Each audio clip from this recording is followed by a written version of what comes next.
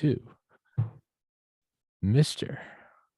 George Webb, who, fun fact, you are the first person who has ever been shadow banned by my own email account. When I go to type in your name, all the other G's and all the other W's come up. But much like when Jocko Willink, that Navy SEAL, who he got shadow banned recently on Instagram, you can type in his whole name, nothing comes up, yet he has like 3 million followers. When I go to address an email to you, it does. I have to go back and find old email. That's why when I send you a Zoom invite, it's like the last comment in our thread will be from like August, and then it'll be like, "Here's the Zoom invite," and it's because I can't find you any. But I figured I'd give you that little trophy. You're the only person to ever be shadow banned within my own email account. Yeah, well, I am on the Tommy Carrigan show. It did happen anyway. We're de-schwabifying the world. We figured it out. You also sent me my Twitter, which is funny because I had all these videos in my Twitter, and you showed me how you saw it, and it was like the first second would play, and then gone. Yeah, video player corrupted or something. Just happens with no one else. I've never seen that happen on any other. I've seen videos taken down where it's like this has been removed for violating. Yours, they really fuck you good. They go, oh, like file has been corrupted or media player not working. And I'm like, why is George uploading all these videos that don't work? And then, because I'm a bright guy, eventually the light bulb goes off and it's like, hey, maybe he's being censored. Maybe George isn't an idiot. But there's a couple of people that somehow had two computers in their house and sent me videos playing side by side.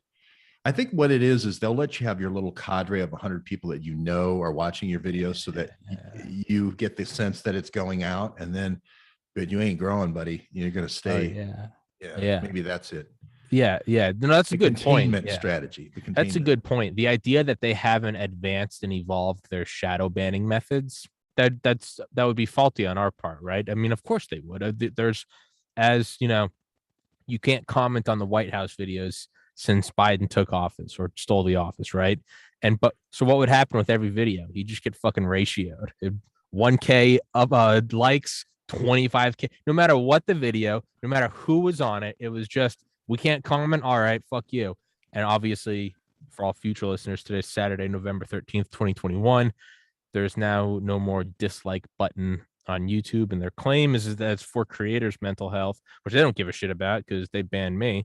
But it's not the case because the creator on the back end can still see the dislikes. It's the public can't see it.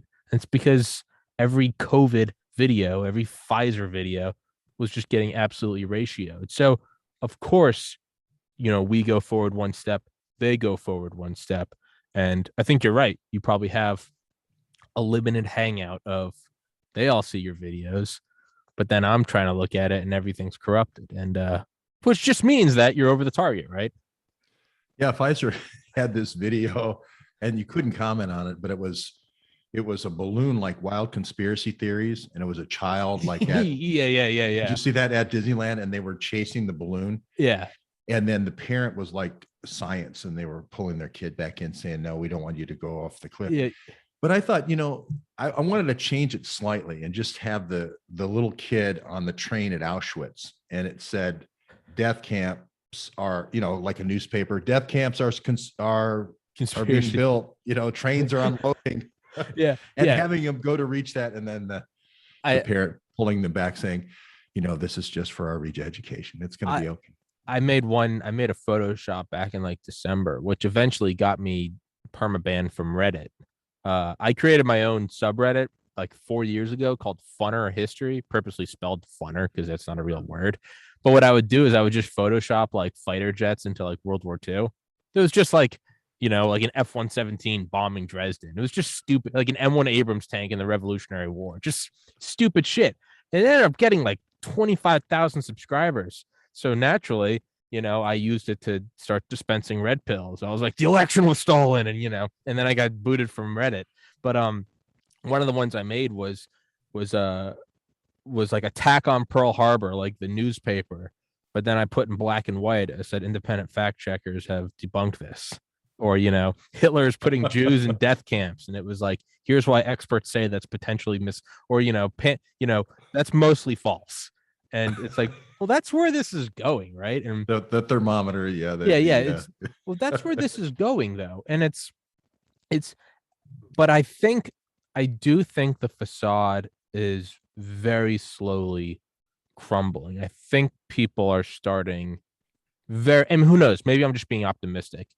I do think people are starting to poke holes in it where it's like, well, hold the fuck on. None of this shit works. They're making a ton of money. Like, right, the head of the FDA just went to the head of Pfizer or vice versa. Like, I think, and the thing is, though, is, and I always say this, we're never going to see, the revolution will not be televised. Nazi Germany didn't make radio broadcasts that said the Soviets are closing in. They held the poker face up until the last day. The Soviet Union was never like, this system's falling apart. It just all of a sudden crashes, but it was decades in the making. We're never going to see CNN come out and be like, vast majority of people don't believe the election was fair, or, no one really believes that this vaccine's working. They're not going to say that. They're in the pocket of them. So I think if we keep pushing, it's eventually going to break through. But enough of that side tangent. You somehow, like myself, have not been destroyed by a Hellfire missile yet because you are tracing the origins of COVID. Where are we at now? Well, I wanted to make one comment about yeah. health check or gut check or where is America kind of thing. Yeah. I just recently took what I call a listening tour to Florida. I went all over Florida because, maybe people are going there because it's a little freer and no mask and whatnot, and DeSantis, whatever the reasons. But so I thought, well, I'm going to go to, I don't know if it's Redneck, Capital, Central, whatever, but Daytona. Yeah. And I'm going to birth of NASCAR and birth of Let's Go Brandon. And I stayed in the original Bill French Hotel and all of his memorabilia of him sitting on turn 3 and the whole thing. I immersed myself into it. And then we went over and went in front of an event and stopped people on the street corners. They were waiting for the red light and said, what do you think of Joe Biden?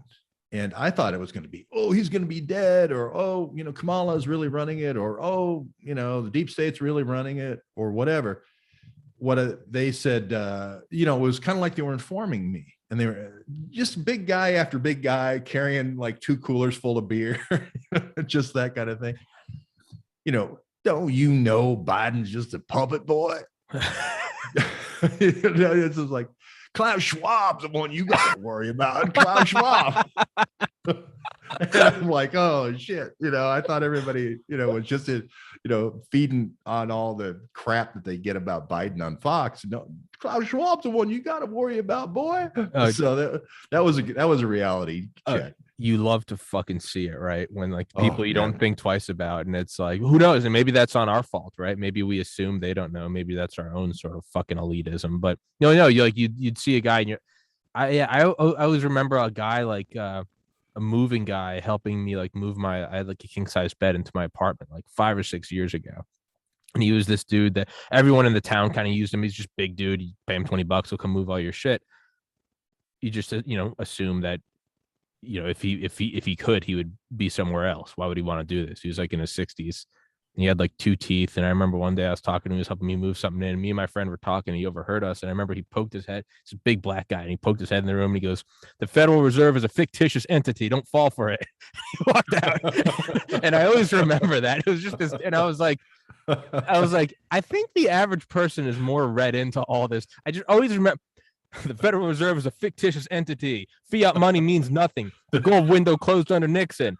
Where you guys want this refrigerator? And I was just like, it gave me hope. I was like, I think, my mom too, my mom's in her 60s and, always kind of Fox News listening. And even in the last couple of years, I've seen her mind shift to be like, well, but what about the EUA? How come they aren't using ivermectin, the biggest state? And I'm just like, holy shit. And so, but again, it's never going to be broadcasted, right? You're never going to see Fox News. Like the vast majority of people don't believe our spoon-fed bullshit. They all know Klaus Schwab is a neo-Nazi trying to enact a totalitarian great reset dictatorship on the world. You're not going to see that.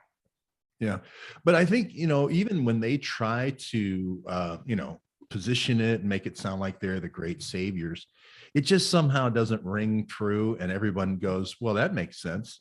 3D printed hamburgers. Yeah, that makes sense. They're patenting those. They're going to put some crap in there. Yeah. Bill Gates is buying all the farmland to say, to move it away from cattle farming over to, Monsanto production, and we're all going to love that. I don't think so. But I was just thinking, I want to keep my mind open to the Impossible Burger. Burger King has this thing which is mostly soy, I think. Sure. And that's all well and good. But when Klaus Schwab's the one flipping the burgers, or his robots are flipping the burgers, he could flip those. He could send the Zyklon B in at any time, and all of the robots, burger flippers that Schwab has, all put the Zyklon B in there, and they think it's one thing when Kennedy brings McNamara on. And you're like, here's this guy, head of Ford. He's all about streamlining. He's all about, pushing the bleeding edge so we can reap the benefits back home and make the company more efficient, right? So then you get McNamara's whiz kids, brings them into the DOD, SecDef, Vietnam War. They wanted to start using, right, all the kind of spearheading like electronic intelligence and stuff all the way back in Vietnam. And it kind of makes sense. You go, oh, there's the streamline guy, right? And you're bringing it to war. Okay. Maybe makes sense, right? That's like keeping the mind open to the Impossible Whopper. But when you bring Dick Cheney in, and he's like, listen, there's this area of the world it's just a coincidence that's full of fucking oil. And I know that they didn't do 9/11, but it's right next door. And it's like, oh, wait, you're not from Ford. Like, you used to be the CEO of Halliburton. It's like, it's not you're bringing in a headhunter. Sure. A head of Ford, streamline okay, I got it. You're like, hey, there's like you know what the uncanny valley is? No, tell me. The uncanny, and sorry, I know I talk nonstop. You got to throw some elbows to get in here. But the uncanny valley it's something to do with video games and CGI. And it's, you have like your first whatever CGI, and it's like a 2-dimensional whatever, maybe like an alien invasion arcade game. And you get better through the years. You get to like Grand Theft Auto, or you get to any video, whatever, Hitman or whatever, Lord of the Rings. And the CGI gets better and better. And you start to see like glistening on the face with sweat. The eyes, sometimes they dilate, the mouths move more and more. It's not just like, the moving mouth. You get closer and closer, and it looks realer and realer. But there's this, I guess, neuroscience phenomena where as you get closer and people accept it more and more, right when you get to like the event horizon of looking almost exactly like a human, the human mind completely rejects it. It's like on one axis you have like I guess advancement, and on the other axis you have like human acceptance, and it looks more and more real, like SpongeBob to more CGI to maybe Marvel Avengers. But then when you get to fully like the most realistic, hyper realistic supercomputer creation of a face, something in the human mind that on the surface you can't say what it is. It's not like you're looking at it and you're going, oh, his nose isn't right. There's just something deep inside that just rejects it. And it's called the uncanny valley. And people commented on video game trailers all the time, like, what the fuck is that? And it's like, it's not intuitive, because think as it gets more realistic, right? The teeth aren't perfect, the nose is off center, and their mouth moves more when they talk. Maybe you see saliva. It gets realer and realer. And then right on the cusp of being hyper realistic, the human mind goes something about, and like it's literally described as like it makes you uncomfortable. And you go, it's like a dog. It's like a dog seeing something and just like, kind of backing away. I say all of that to say that's what like the Great Reset kind of feels like. You can slowly march there for like a century, normalize the military industrial complex, Operation Mockingbird, move things more towards drone warfare, censorship, move the Overton window. Hey, we got to surveil everything after 9/11, no bankers get prosecuted after 2008. You move more and more and more. And it seems like right as we're coming up to the cusp, all of a sudden it's like, wait, why the fuck does Klaus Schwab want me to eat these burgers? Like, Yeah, yeah, it just, it just, that's kind of how I feel about what you're saying. yeah. And I spent most of I'm kind of one of those repentant people that was a part of all the high tech world. I was I was around before Google, and worked with a lot of guys who then went over and funded Google, Andy Bechtolsheim, and I worked for, Eric Schmidt at Sun Microsystems. So I, and 200 guys, but I worked for him. But he was around, and I talked to him and so forth. So I didn't see these people as the great enemies of the world. They were just saying, hey, we shouldn't have really expensive IBM mainframes. We should have small Sun computers, and everyone will save money, and things will grow, and ideas will bloom, and this is going to be great. And we sold different workstations for Earth resources, for oil and gas, like you were talking about, and modeling 3D of mines and oil deposits. And I never thought, or for modeling jet runs, missions. And it just seemed like, hey, this is great. Pilots won't get shot down now. They're going to be saved instead of doing all this. And hey, here's this thing where you can talk into it and it translates straight into, Arabic. Well, of course the NSA should have that, So a lot of these pieces and parts, we all were a part of, at least my generation was a part of making all that happen. And now, we see it being used kind of the other way around. It's like, hey, it went from the battlefield over there, and now it's being applied here. Maybe they turned the volume down a little bit. They attenuated the bioweapon to a bioagent. They attenuated the surveillance so that when you vape, whatever they put in the vape doesn't kill you or make it so you can't walk up the stairs, but it slows you down. And if you are a complier, you get the goodies, you get the promotions and stuff. And if you're not a complier, you get turned down, and you don't know why. Something happens on your personnel file, or your credit rating, or your credit score, or whatever, to knock you down. And we're seeing that. And it's one of those things where I think it's kind of like putting in the infrastructure into a new community. You don't know what kind of community leaders are going to be in that community when it's finally finished. You just need that they need sewage, and they need electricity and water and all that, and good roads. And so you're putting all that in, and then at the end, here comes Klaus Schwab in his limo. After he parked his private plane, the Green New Deal plane, and your kid's the chauffeur for the guy, and then he hears him talking and saying, hey, we really have to make it so that we could flip the switch any day. If the natives get restless, we want to be able to, and then all the robots will march, and all the drones will fly, and forever they'll just be persistently flying. We'll get used to it like clouds. And that I do think everyone, like you were saying, what's it called? The valley? What valley is it? The uncanny valley. The uncanny valley. I wonder who gave that name to that. That's an interesting name. But yeah, I do think that's where we are. I think everybody is there. I'm not just people who think about it all the time, but the people who were, a couple of years ago, even this was all conspiracy theory, that Bill Gates would own all the farmland. Oh, that's ridiculous. Bill Gates isn't owning the farmland. Oh, they'd bringing back Spanish flu. Oh, that's ridiculous. Gain of function, bringing back Spanish flu. The Erasmus lab, Dutch lab, never would do that. That's stupid. Well, here we are, so there you go. And that's a brilliant point that I always kind of come back to. Is I always think it's about flipping the switch. I remember I had a roommate back in college who was so fucking far ahead of his time. I used to think he was a nut job. He was always talking about, Glenn Greenwald and surveillance. And I remember he used to describe it as, he was like, they're not doing anything right now. He was like, but essentially what the power structure is doing is they're assembling a gun. They've been assembling it for decades. And then they started putting a bullet into it. And hey, they're not doing anything to you. And then they're just slowly putting it not even touching you, just right above your forehead. And they're going, I'm not doing anything yet. I'm not breaking any laws. And you're going, all right, you're going about your day.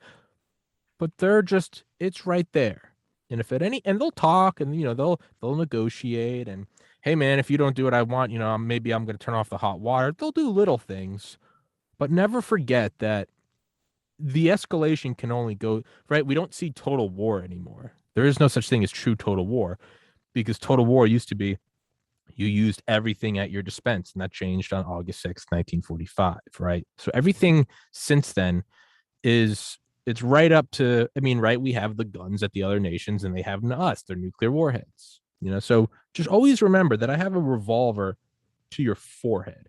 If you start looking up on the internet how to 3D print your own revolver, I'll shoot you. If I see you ordering ammo, I'll shoot you. Anything less than that, we can negotiate. I'll talk. But that's, and that, even that is only because I don't want to shoot you, because then I'd have to clean it up. And right now it's beneficial for me to have you alive. That's what it is. And it's the slow. I mean, have you ever, and now I'm all over the place. Have you ever read the book? I can't get in touch with this author, Arthur Hall and Michael. He wrote a book called Eye in the Sky, Rise of the Gorgon Stare.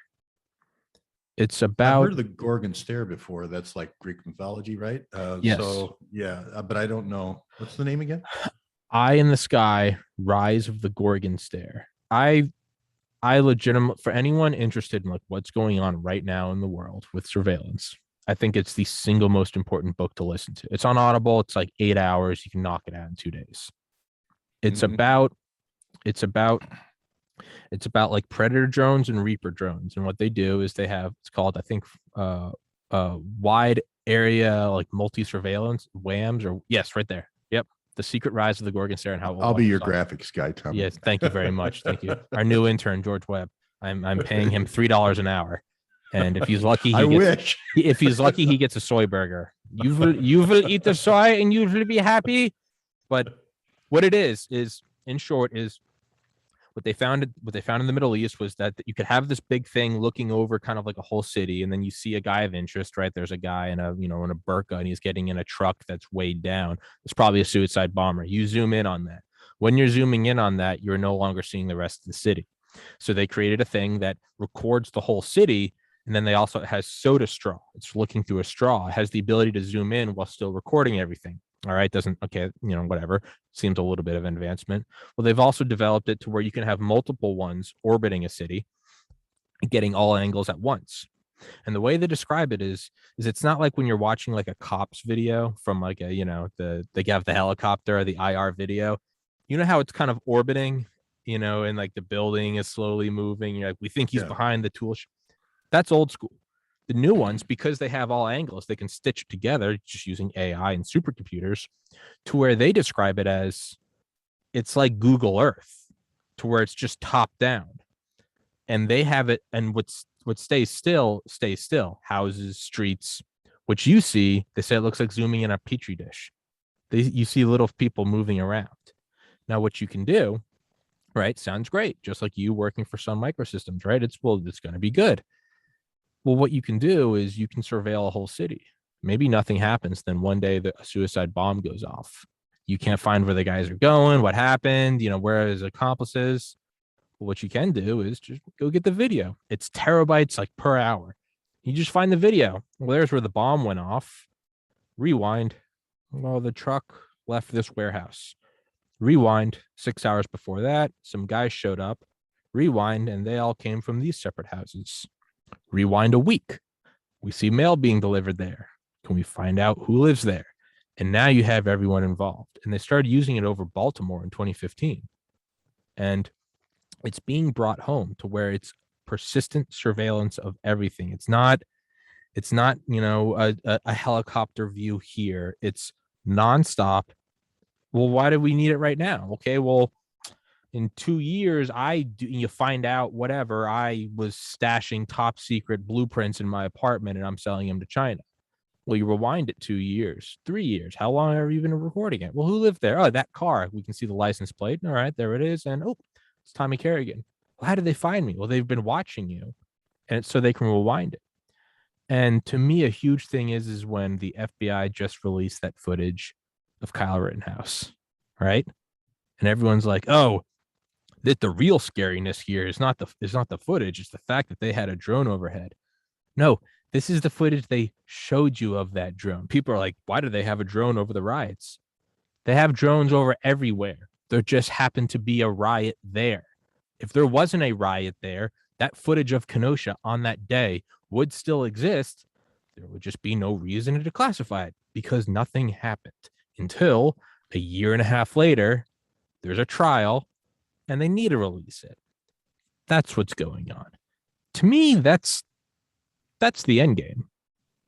I know I'm ranting now, but no, this is what I was talking about with the NADRA surveillance system with the Awans, and all this stuff was tried first overseas in battle situations, and they had this global information grid, total information awareness before that. TIA. And yeah, and the whole idea was that they'd have, Mike Flynn was big on these balloons that would just, hover, be persistently hovering, but they figured it out how to do it with these green zone phones and these little handheld drones that you could stitch things together and everything. I mean, the highest canopy of geostationary satellites, the nanosats, little mini fridge size, all the way down to CubeSats, microsats that only last 10 days, to drones, to everything. Even these little propeller, look like almost model airplanes that can be launched by one guy. Yeah. But it's all, like you say, it's all into a global information grid. It was called that, at least back then, 2008, 9-ish timeframe. And it was only a matter of time before this came to America. And you had to pick a hotspot city like a Baltimore. I think I remember talking to relatives about it, and they said electronic fence. It was the first thing they said to me. But the whole escape from New York idea. Yeah, this has happened now in Australia. With we have a correspondent down there with these LGAs, the local grid area, that you're not allowed to leave. And you have to sneak back in and out of this like it was sneaking back in and out of a prison. So it's being tested right now. And, we also have a global information grid that is, sort of like the Jungle Beat. I talk to Tommy Carrigan talks to somebody else, and we learn that this stuff is happening. So that's the other reason I think we might be going into that valley, that happy valley that you talk about. Yeah. Is people do see it coming. They see Australia, they see Europe with, hey, wait a minute, I thought you said the vaccines were bad. Why are you bringing in 1 million people that are not vaccinated? You have two guys pulling at a wire, at a barbed wire, or maybe it's 10 guys, and one guy has got a gun on one side and the other guy's got a wire clipper, and that's supposed to be the invasion. It's like, you immediately think, you've seen this happen so many times, you immediately think, why didn't they get more guys? Why didn't they get more guys with wire clippers? Why didn't they get more guys with guns? Did they only have one gun to shoot this? Yeah. You don't even think that it's real news. You think that, well, I wonder how they did that. And CNN, like you said, is just so Smith-montified. Smith. Oh yeah. Yeah. That allows you to say anything. That anything is in the national interest. Anything is for national security. Anything. Say anything you want. Yeah. That's, if for everybody listening, Smith-Mund, MUNDT. It's right. It's basically the repealing, I think, in like 2012 or 2013 of the, right after World War I and after World War II, there were these bills that would go out and say, all right, we can no longer use propaganda. This was wartime propaganda. And I think in the early 2010s, that was the Smith-Mund Act, as they repealed that. And they said propaganda is fair game, just for everybody listening. But yeah, you see that, right? And it is setting up this sort of this global system of just, and so I've thought, like, well, what would be the next step, right? Because you could have these circling drones, right? They stitch it all together so there's no blind spots. Well, until the drones run out of power, well, you could just offset them, right? It'd be like every, they each have 2-hour offsets, so new ones come in and fill in the spots, right? And then if that didn't work, you could use geosats. Well, eventually, right, they're going to go right SR-71 all the way up to like satellites, to like the Coronas, right? They would eject the payload, come back to Earth, all the way back to, we just beam it back down. I mean, we've seen this technological progression before. Eventually, you're not going to need Gorgon stare in the sky. It's going to be Gorgon stare in space.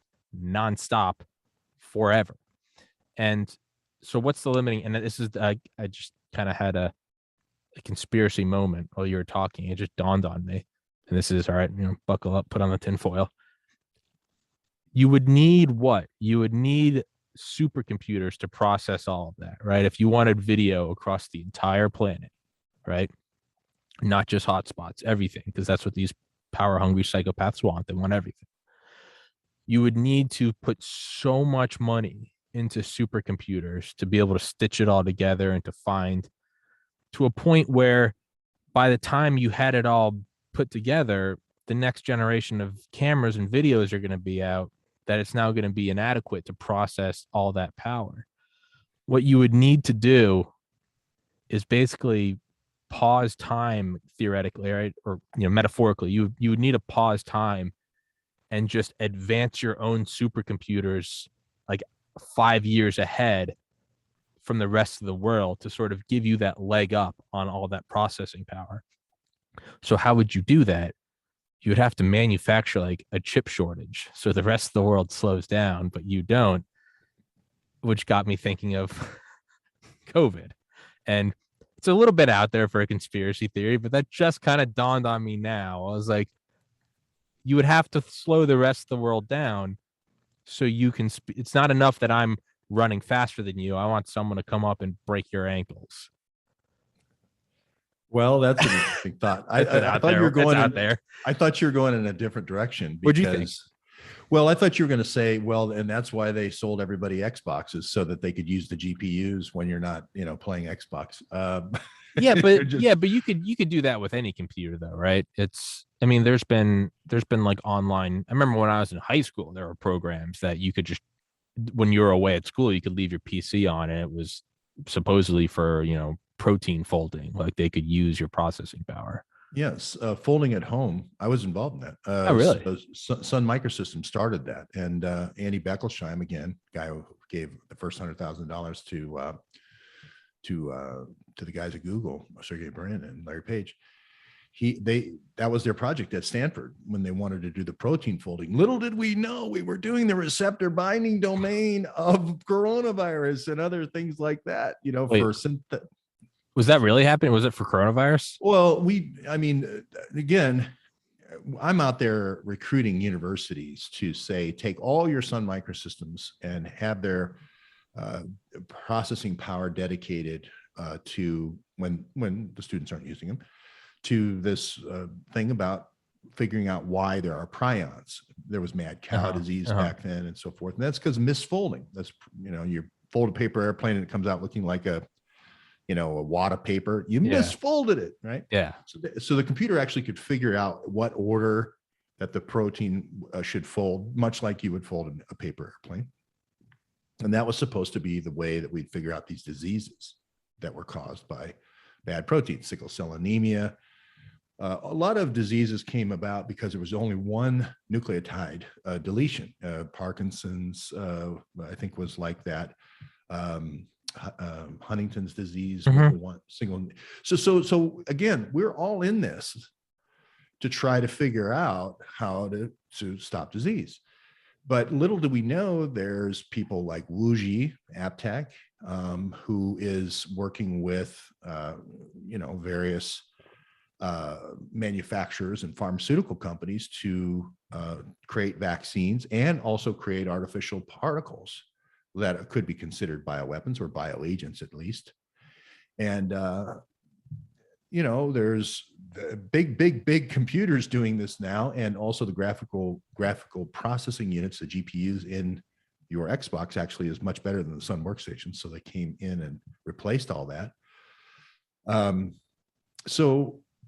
This is kind of like designing the business end of the spike protein, which is what's called the receptor binding domain, the RBD. And it's tremendously compute intensive, but it's the key to making a good vaccine and a good therapeutic. And also a bioweapon that can't be beaten, or a universal vaccine. And this is what I see happening is it's all going out and taking things that are naturally effective, like HCQ or ivermectin, and then trying to synthesize them and make them a synthetic version that they can patent. And I don't mind coming up with a synthetic version that doesn't have to be cooled to such low temperatures in Africa. It can be at room temperature, and that can help vaccinate the world. Well, that's great. What I hate, though, is saying that these things have got Nobel Prizes and have been in use for 80 years or 40 years or 20 years, and millions of people got healthier, to say that that's witch doctor, medicine. And that's what I think where people bristle. They go into their unhappy valley there. I'm going to just call it unhappy valley. I like that. I like uncanny, but I like unhappy, because that's what what it is it's just uncanny valley is just what it is it's just eerie. You just look at it and you're like, no, I don't like that. It's like when you see like an AI recreation of someone who's clearly dead, like Tupac, and you're like, hey, go fuck your mother. Stop that. I don't like that. It's I saw Michael Jackson supposedly dancing in a video that was created after his death. Well, that might be a little easier if it's at a distance. Yeah. I mean, it was like, okay, well, all right. As long as it's like somehow tasteful and whatnot, but I don't like the idea of because I owned his record collection during his life, now I can do whatever I want with his likeness after he's dead. That just doesn't seem right, but I guess they have the rights to it. Yeah. Yeah. Uncanny is more for like facial expression. Uncanny Valley would be like if they had Walter Cronkite reading the news still. You'd be like, what is it? Can I do my Walter Cronkite impression? You can do whatever the fuck you want, man. We don't even have to talk about anything serious. Pretend this is an old 1960s phone and not this. All right. Ready? And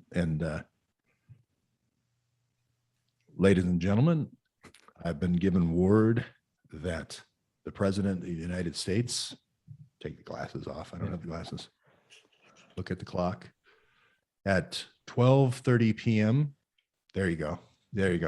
At 12:30 p.m. was shot by a man who has been a CIA operative in China since 1957 and was involved in a U2 factory in the late 50s and early 60s, who Gary Powers thinks killed him, and then returned to the United States to be shepherded through FBI locations in Dallas a month before the death of the president. And that's the way it is. and head of CIA counterintelligence James G. Sangleton, I'm just now receiving, has had a file on him for the last 4 years. Yeah. I mean, if that first impression, when everybody's hanging on the edge of their seat, if they would have said, it appears that a known CIA operative since 1957 appears to be the trigger man, even if he would have said that. But it's amazing that same day I was told that they came out. This is the whole idea of getting something out there, and it's hard to ever make it that first impression. Yeah. Go back, burn it into the public consciousness. Yeah. And it's not a conspiracy. We believe that the man who shot John F. Kennedy was one Lee Harvey Oswald, and it is not a conspiracy. How the hell would you know that? How the hell would you know it's not a conspiracy if the guy's a CIA agent? It's like, how in the hell would you know that? They play they show their hand a little too quickly, right? The same day. It's not a conspiracy, right? It's the cookies are missing. The cookies. Who took the cookie? I don't know, but it wasn't me, Mom. Well, it's like me and my 3 brothers, and no one else is saying anything, and I'm like, it wasn't me. I'll tell you that right now. It's like, Tom, did you eat the cookie? I remember I was in 5th grade, and we had moved from New Hampshire to Georgia rather quickly for my dad's job. And so for the first month, we were in like an apartment, and they found a home, and so we were moving into the home like a month after we had actually moved to Georgia. And the day we moved into the home from the apartment was September 11th, 2001. And I was 11. So we obviously sent home from school early. And and at the time, I also and my entire life have just always loved skyscrapers. So like a true mini psychopath, I was very upset that the World Trade Centers were gone. Like I knew the terrorist attack was bad and everything, and you've lost a human life, but I loved those skyscrapers. So I was like, all I right, love poorly designed buildings that were I cold loved it because there was no that were okay. cold in the winter and hot in the summer. All right, hey, fuck you. Let me make this clear right now. I loved them because there was none of that bullshit setback design. There were these zoning laws put into New York in the 30s and 40s about there's this whole equation. You opened up a box of worms. There's this whole equation to where for every foot up, you had to go back a certain amount, which is why we have these staggered, right, kind of Empire State Building type buildings.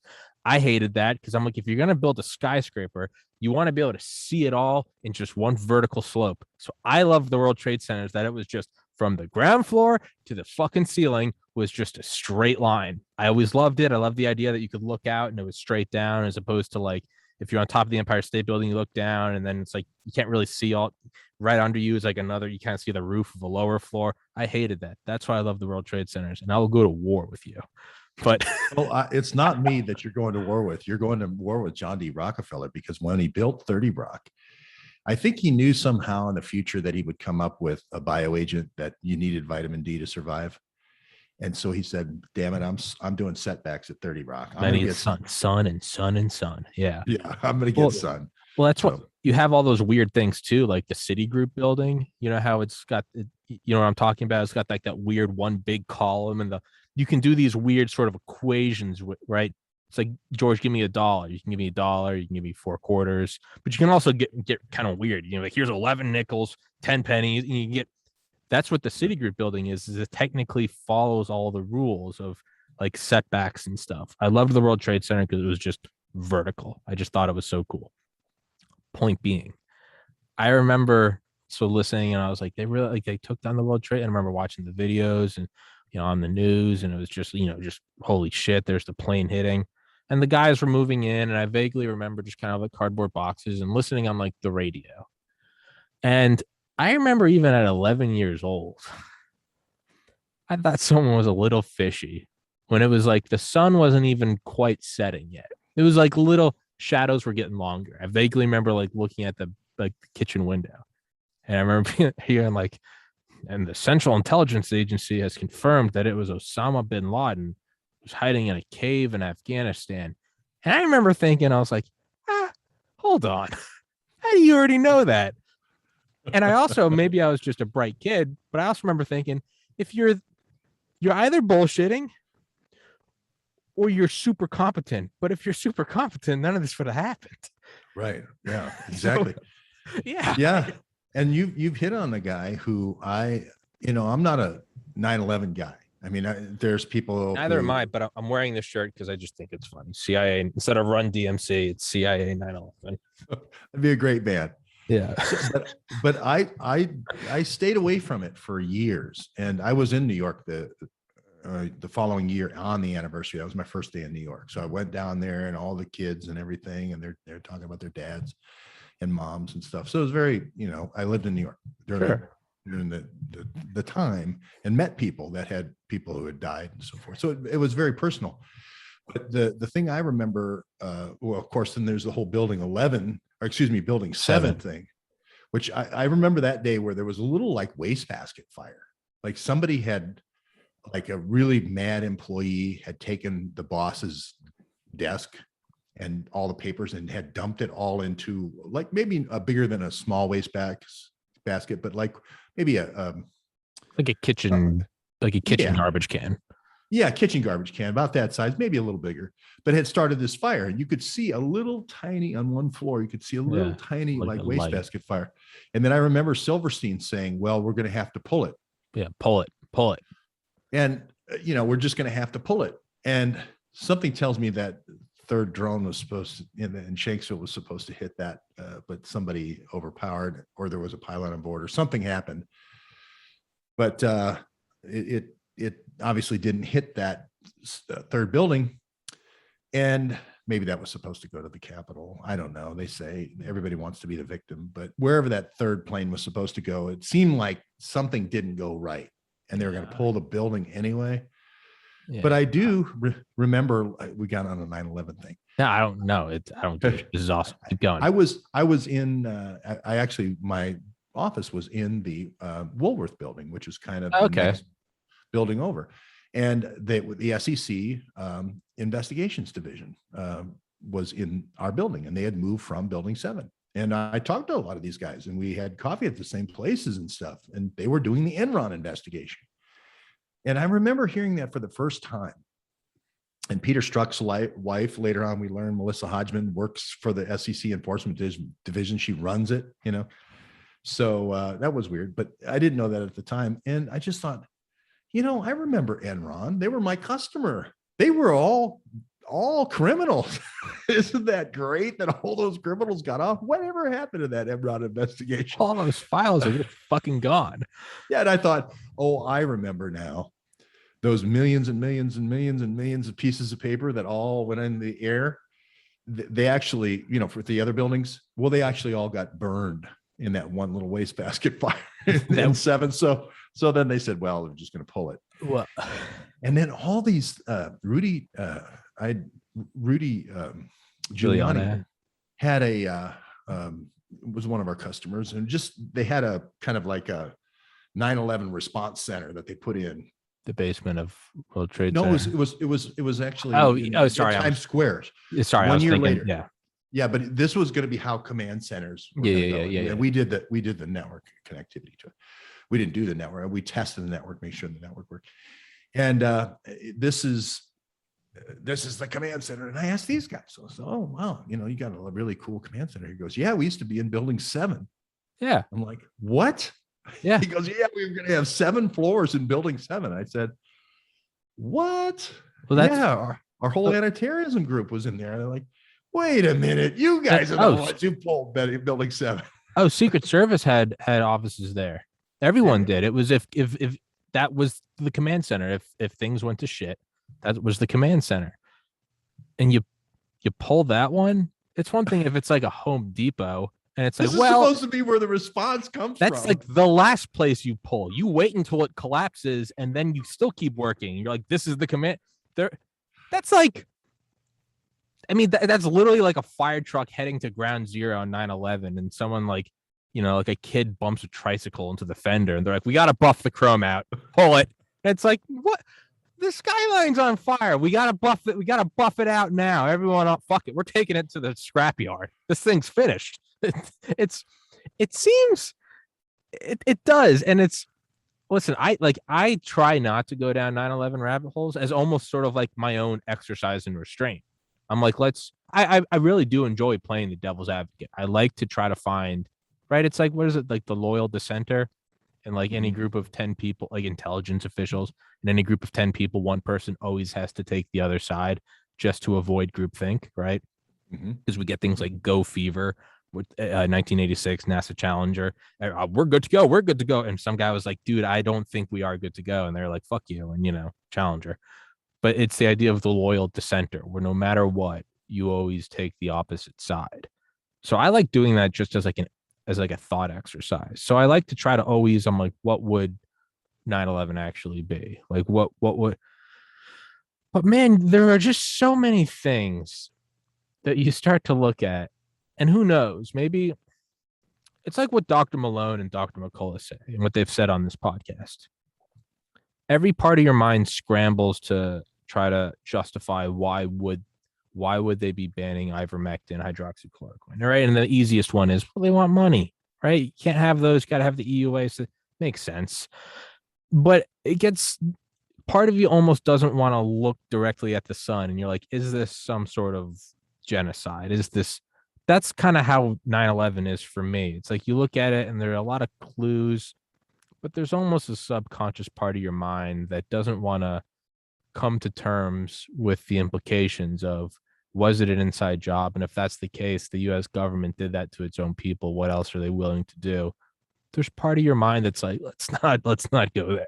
Let's not start thinking, just fuck it. Let's go to Taco Bell. Like you almost don't want to think about it. But really, they were running an operation that morning called Vigilant Guardian where 4 planes get hijacked that morning. Yeah, it's just great to see the CIA, so on top of things. That morning. All right. I guess like a year before Project. At least Kyle, what's his face, wasn't there. I don't think he was born yet. Yeah, that makes me. Yeah, that makes me feel good that he wasn't there What if they too. bring So, that out at the prosecution? They zoom in and they're like, enhance, enhance. And you look closely, you see Rittenhouse on top of the Woolworth building firing directly at the South Tower. That's what happened, Your Honor. I mean, there was a conspiracy though that and I know I got you for like 10 more minutes and we'll wrap it up. But there was a conspiracy that a missile was launched from the Woolworth building. It was based in nothing. That was one of my favorite more out there ideas, that the missile was shot from the, which doesn't really make any sense and it's kind of retarded. But yeah, I don't know. The project for the New American Century is the one that kind of gets me, right? A year before, absent a new 9/11, we won't be able to. yeah. Or sorry, Uh, absent a new Pearl Harbor. yeah, Cofer Black. I mean, the one continuing thread here, just to go fast forward 20 years, is Cofer Black ends up at the CIA, who was kind of an understudy of Ted Shackleton of the Bay of Pigs. I just did the whole Bay of Pigs thing down in Yeah, Florida. I was too. watching your video. Yeah, JM Wave. Yeah, Jam Wave and all that. And these guys learned from guys who knew how to do false flags. That's what they did. That's all they did. Yeah. Right. Operation Northwoods. We're going to Yeah. make it seem like the Cubans would attack America and everyone will believe it. And then we'll hit them with everything we got. It's like, hey, wait a minute. I think Castro knows he only has 7 planes, and none of them can fly more than 100 miles. So that yeah, but they came up with this stuff, and the exploding cigars. It was 50 different assassinations, all this stuff. I mean, nothing's off the table with these guys. But Cover Black, the big understudy, ends up getting his counterterrorism center built out in near Langley out there in Virginia, and they get all this terrorism money, just oodles. They also start the war on bioterrorism. So they do this string of BSL-4 and BSL-3 labs all over the world. As communism falls, they keep the old scientists and then have them start working on bioagents and battlefield vaccines and all that stuff. But no one seems to think that all that history and all the questions around that with Cofer Black is important, and everyone immediately goes through like a brain flush when they realize that's the boss of Hunter Biden at Burisma. They all of a sudden they're just like, well, that can't be. He just has to be a normal businessman. I don't care what happened in the last 20 years since 9/11 and the war on terror and all the development of biosurveillance and bioagent spraying to try to find, terrorists running footprints in the snow kind of thing. That's all out the window. It was just a straight ahead, just a side gig. Pipeline deal. Yeah, it's just all it is, and the fact that Hunter Biden got made into a captain or whatever he was in the Navy at over the age of 40, like 43 or something like that, and carried around this encrypted BlackBerry in Norfolk. I mean, everybody does that in their normal legal career. That's just a normal stopping point along. I don't want to hear any wild conspiracies to the contrary. Yeah. I'm like, doesn't this even beg the question to ask a few questions like, how the hell did we not, do a big, and the thing is, with various YouTube channels and stuff is they won't ever ask questions. And so because it's speculating, right? Because you're forming a working theory when you're asking questions. Oh, I speculated wildly. And that's why I was permanently banned. Sorry, go on.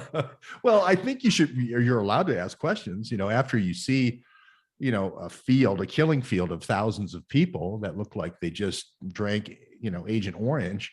You're allowed to say, I'm thinking that it was either Jim Jones was here and he had some new tang, that everyone loved, or there was some spraying, that happened here. Anybody see a plane or drone recently? Those kind of questions. I'm not talking about going in and saying, the impossible Whopper and maybe tainted. Right. I'm talking about going to killing fields and saying, hey, there's thousands of people dead. And hey, it looks like there's a spraying program. So, we're following in our investigations, we're following this blood trail. All of our investigations are this company called DynCorp, and they're spraying all over Central and South America, and they pick up right where JM Wave left off, in all these countries. And we're following that back to these NATO players. It seemed like we kind of pushed it out on the NATO guys and let them do it. And all the conflicts in Europe and Africa and Asia. So, it's not conspiracy theory. These are the guys who did all this during all these wars. Arab Spring, number one example. So now I'm rambling a little bit, but I'm just saying that. Keep going. No, dude, keep going. Yeah, I'm just saying that you take things like 9/11 and you don't dwell on them as a rabbit hole. You say, okay, well, name one guy who was intimately involved and got all the money from 9/11 connected with Hunter Biden. I dare you. I say Cofer Black, and everybody goes, oh yeah. Well, that he turned clean. At the end, he had a religious experience. And so we can't ever say anything about Hunter Biden becoming a Navy captain at 43 by congressional approval to carry around encrypted BlackBerries. That you can't do that. So they cover, so my brethren in YouTube cover whatever the latest made up thing is about Hunter's laptop. They don't want to remember. Do you remember a guy named Tony Bobulinski at the second debates in 2020 with Trump? I recognize the last name. Yeah, he got up and said, this is Jim Biden's BlackBerry, and here's Joe Biden's BlackBerry, and here's Hunter Biden's BlackBerry. And they were involved in this company called Sinohawk. And they got this pipeline, the Belt and Road pipeline, for this guy named Yee. And he got a $25 million diamond. And, he got, Hunter was asking him for a $10 million wire transfer. And he got four $500,000 payments from this Czechoslovakian guy, right? So that happened. That wasn't a secret, right? That happened at the debates, and he held up the BlackBerries, showing that the BlackBerries is how they held the criminal network together, sort of like a, drug gang, right? Where did that story go? The BlackBerries are the key, right? No, it's Steve Bannon who found his laptop at a repair shop, a blind repairman. A blind repairman now went into Hunter Biden's laptop that Steve Bannon seemed to manage the whole process, right? Doesn't it seem like Steve Bannon's being brought in like a rodeo clown? Yeah. Right. What the fuck? I didn't know Bannon was involved with that. Yeah. Bannon's the first guy, had access to it, and, interviewed the guy. I'm just saying that here's how Bannon does a parallel construction. Well, you had Bobulinski. Yeah, we had him up there standing in front of everybody at the presidential debates. That's pretty much, caught him red-handed there. He's not going to be avoiding any of this. Oh, no. We'll get Bannon in here. Bannon will think of something. So here's Bannon. Let's see. It can't be a BlackBerry. Everybody knows that Webb's out there with the BlackBerries and everything, and has figured the whole thing out. We got to go over something like close to that, like his laptop. Yeah, laptop. That's it. We'll go with the laptop. Well, how are we going to say it fell into the hands of the FBI? Because, the FBI never seizes anything illegally, does any illegal surveillance without, a proper FISA warrant. We learned that in this Russia investigation. Right? So we have to somehow that to fall into the hands of the FBI. Okay, wait a minute. What do you have? Okay, and the laptop could fall into the hands. It could fall if he had it repaired. Sometimes you can't figure your computer out. You take it to the repair shop. Wow, what a great idea. Yeah, took it to the repair shop. Yeah. And then he was in there, and then he saw that it had the Biden's presidential seal and everything on it, and that's how he knew how to return it to the White House. Yeah, that's it. But wait a minute, how would he know that there's negative information on it? Why would that be a news story? Wait a minute. He logged in. He logged in to find all the information about all these emails between the guy with the diamond, the Yee, and the guy with the $500,000 payments to build the house on Key Wade Island. That's it. Oh, wait a minute. He's going to be able to see a lot more. Let's have him have failing eyesight. We'll have him have just enough eyesight that he could fix the laptop, but not enough eyesight to actually read all the emails. His eyes get really tired. That's a great idea.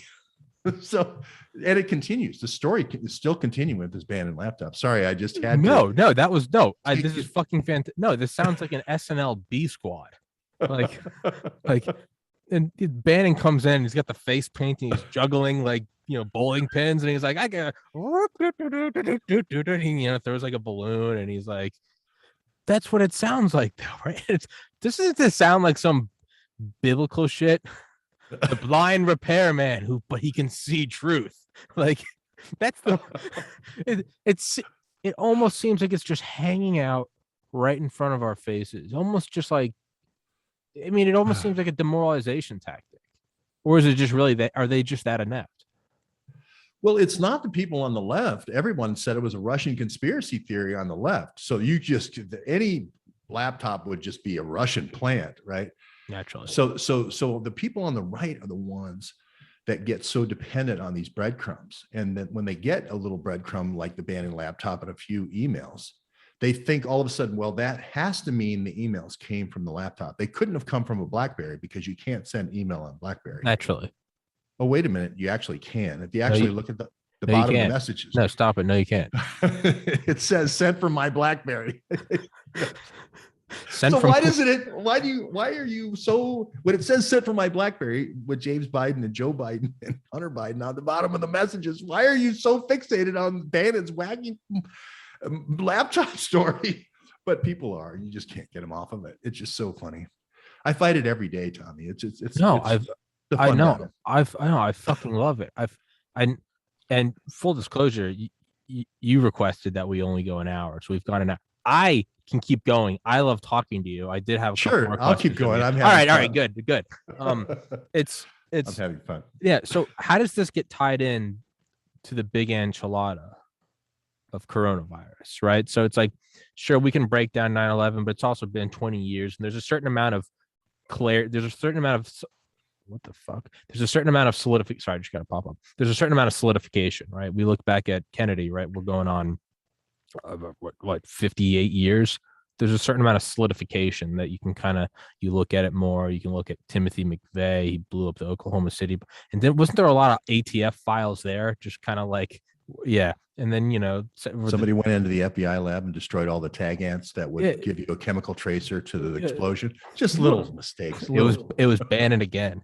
It's like a guy named Chertoff was. I was gonna say it's like Funner History, my subreddit, like the Photoshop. You just Photoshop back any conspiracy far enough, and you look closely, and you see Bannon, and he's on a unicycle. He's the rodeo clown. He's just, Caesar being stabbed, and you see, oh, is that in the back? You see Banner, Christ being on the cross, and you see Bannon in the Roman. You just like, it's Bannon all the way down. But I say all that to say, I mean, granted, it comes back to everything's Bannon, right? But things solidify. Right now, we're kind of in this unique spot in that we are, until the next one in another 20 years, knock on wood, we are in the middle of like the big one, right? 9/11 was the last big thing. You could say before that, I don't know, it'd be, I followed the Soviet Union probably 10 years before that. Last big one before that, you'd say maybe 20 years, right? JFK assassination. Before that, Pearl Harbor. We're in the middle of a quote unquote big one, and you're researching it and pulling on all the strings. Where are we now? Where are things coalescing to? Well, I do kind of the old fashioned thing where you kind of follow the money when you don't have any leads. When people are saying it's the bat to the pangolin, to the mouse, to the human, and somehow they all got together at a zoonotic convention and all decided to, do red split together, and changed. They had an orgy at the house of the blind repairman. It's all happening here. And for a year and a half, Tommy, we came out with a big story in March 2020, and then CNN crapped all over us, and then 60 Minutes crapped all over us at Neighborhood News. And so we been just kind of hanging in there until this zoonotic thing kind of went away. And now everyone realizes that this thing that came from a bat doesn't infect a bat, which never happens. It's always downhill. If the binding affinity of this receptor binding domain that we're all talking about is 98% with the bat, it means that when it moves zoonotically, always it goes downhill to 93 or 94. All right. And then this thing, unfortunately, that infects humans won't infect the bat. So it blew up the whole bat story. So the whole counter narrative, the whole other parallel universe that they had built around this. Again, the Lancet letter goes out to try to say that Lee Harvey Oswald was acted alone. There was no conspiracy, you know. So fighting to overthrow those things is huge. You gotta do the Cronkite glasses. Yeah. Ladies and gentlemen, I just got news. Look at the clock. That a bat fucked a penguin in Wuhan, China. And that's the way. Sorry. Keep That's going. the way it is. I love it. It is. That first 3 minutes is the key, right? And so we had to get over that. And now everybody says the lab leak. Okay. And the WHO sends 2 different delegations, and they say everything's on the table now. Okay. Everything's on the table. Lab leak is in there. So I start literally with the lab leak. Who trained the people who work at the lab? Doesn't that seem like investigative journalist 101? Logical start. I mean, maybe they could be somebody in the United States. Maybe we could go interview them. Wouldn't that be great? Right? And then we do a show. There was an old thing, Mickey Rooney, everything they would talk about at the clubhouse, and then they'd go, and then we can do a show because Judy Garland can sing, I can play the drums. So Mickey Rooney. So anyway, and then we could do a show. Well, it turns out, Tommy, that's exactly what happened. We did a lot of shows, but the University of Texas, George Bush started this thing with all these labs all around the world in 2005 for biodefense, right? As a direct result of 9/11 and tabletop exercise called Dark Winter in 2002 with James Woolsey. So this is great. We're onto it right here. The Texas Medical Center is the only private BSL-4 lab. They are in on it. And then this University of Texas medical branch, which George Bush founded in Houston. Wow, we're going to be able to go talk to all these people. This is great. So they're the team. Sanofi Aventis, the French company with some German mixed in, goes over and builds the lab, okay, in Wuhan as a response to leaky lab procedures at other labs. Okay, so this is the fix, right? We're going to build this thing in 2017 because we have all the labs at these other leaky labs. That's why the NATO is willing to pay for it. Okay. All right. Well, who are we going to send in to train these people to make sure that this is the new kind of lab that doesn't leak? It's the UTMB. Now, most people right at this point never heard of UTMB. I haven't. Okay. Most people don't believe me when I say that they did the training. American university went to Wuhan to teach the Wuhan people how to, it's crazy. No, it isn't. That's exactly who went. So what would be wrong with asking them what the hell happened with the lab leak? Okay. Now it didn't come into knowledge until about a month ago. Sherry Markson, an Australian journalist with Sky News in Australia, had 3 different intelligence agencies, mainly through the Australian ASIO intelligence, giving her leads, this guy named Shearer. But she was also talking to this guy named, this US State Department guy. I'm trying to remember David's last name here in a minute, but also this guy named Matt Pottinger, this Kissinger kid named Matt Pottinger. And also Richard Dearlove, the head of the intelligence for the English, right? So these 3 different people are feeding him information. David Asher from the State Department, who went into the Trump White House State Department and tried to figure out the origins of coronavirus. This is the best information, okay, that you can get. Mm-hmm. Three different intelligence agencies, not George Webb, 3 different intelligence agencies giving it to a journalist. She's putting it out. That she says there was an event that occurred. Well, first of all, in 2018, before they even get the place totally up and running, WIV, they're having problems. And there's State Department cables going back and forth about how they're not following the procedures. So much so that there's 3 missions, 3 State Department missions to go help them fix these problems, these leaks. Okay, even to the point where they're predicting that there's going to be a problem. You remember Hillary Clinton even writes a letter about. So that. Okay, so it's bringing your car. So there's a fucking fruit fly flying around. It's driving me crazy. So it's like it's like you keep bringing your car back, and they're like, "Hey, you have to do this, or your car's gonna fuck up again." And after the 5th time that I bring in my Tesla and something's messed up, they're like, "Hey, I got $20 that Tommy brings his Tesla back I don't have a Tesla, but that's kind of what's going on, right? So they're just keep fucking it up. We're going to be back. That's so you let's this isn't unfortunately like a Tesla, because if like a test tube gets out, millions of people die, potentially, because they can spread on the airplanes and it goes all around the world, and huge pandemic, Spanish flu. So you really want to contain these things. Sure. Right. It's a nuclear reactor Tesla. If Tommy fucks this up, like, this whole area is going to be radioactive for 100,000. But it's more than it's not just like a plume of one nuclear weapon. It's going to go. It spreads everywhere, so everybody could die. So this is really important. Yeah. So I'm at the State Department, right? I see the cables going back and forth about how terrible this is, right? When I am on the UTMB team going down there to help fix this thing, I want to make sure that I make some recommendations that are going to safeguard this thing. If there's a problem, if there's a leak through the air conditioning system or whatever, I want to shut that down. I want to get them upgraded. I want to spend any amount of money possible to get this thing fixed. Well, that's what did happen. Nobody knows this stuff. This comes from 3 different intelligence agencies. Nobody knows these facts. Not mine. Sherry Marks and 3 intelligence agencies. First, August 2019. Remember, we're having a vape thing happening in the United States at this time, that very corona-like syndrome, with no PCR tests for the vape deaths that are happening in 30 different states in America, right? I'm not saying they were testing on soldiers, but we'll find out later. But they're testing on soldiers. But yeah, and sailors, okay, and Coast Guard, and police and fire. But anyway, let's not go there.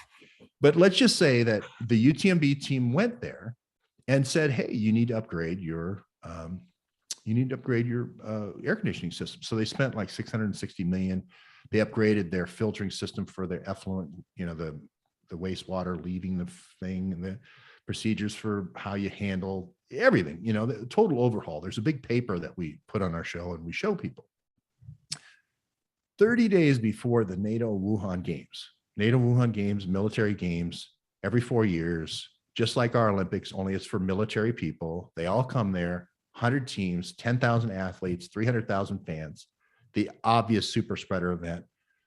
Our US State Department says it's the big first cluster. Cluster is the cluster analysis of where did things start.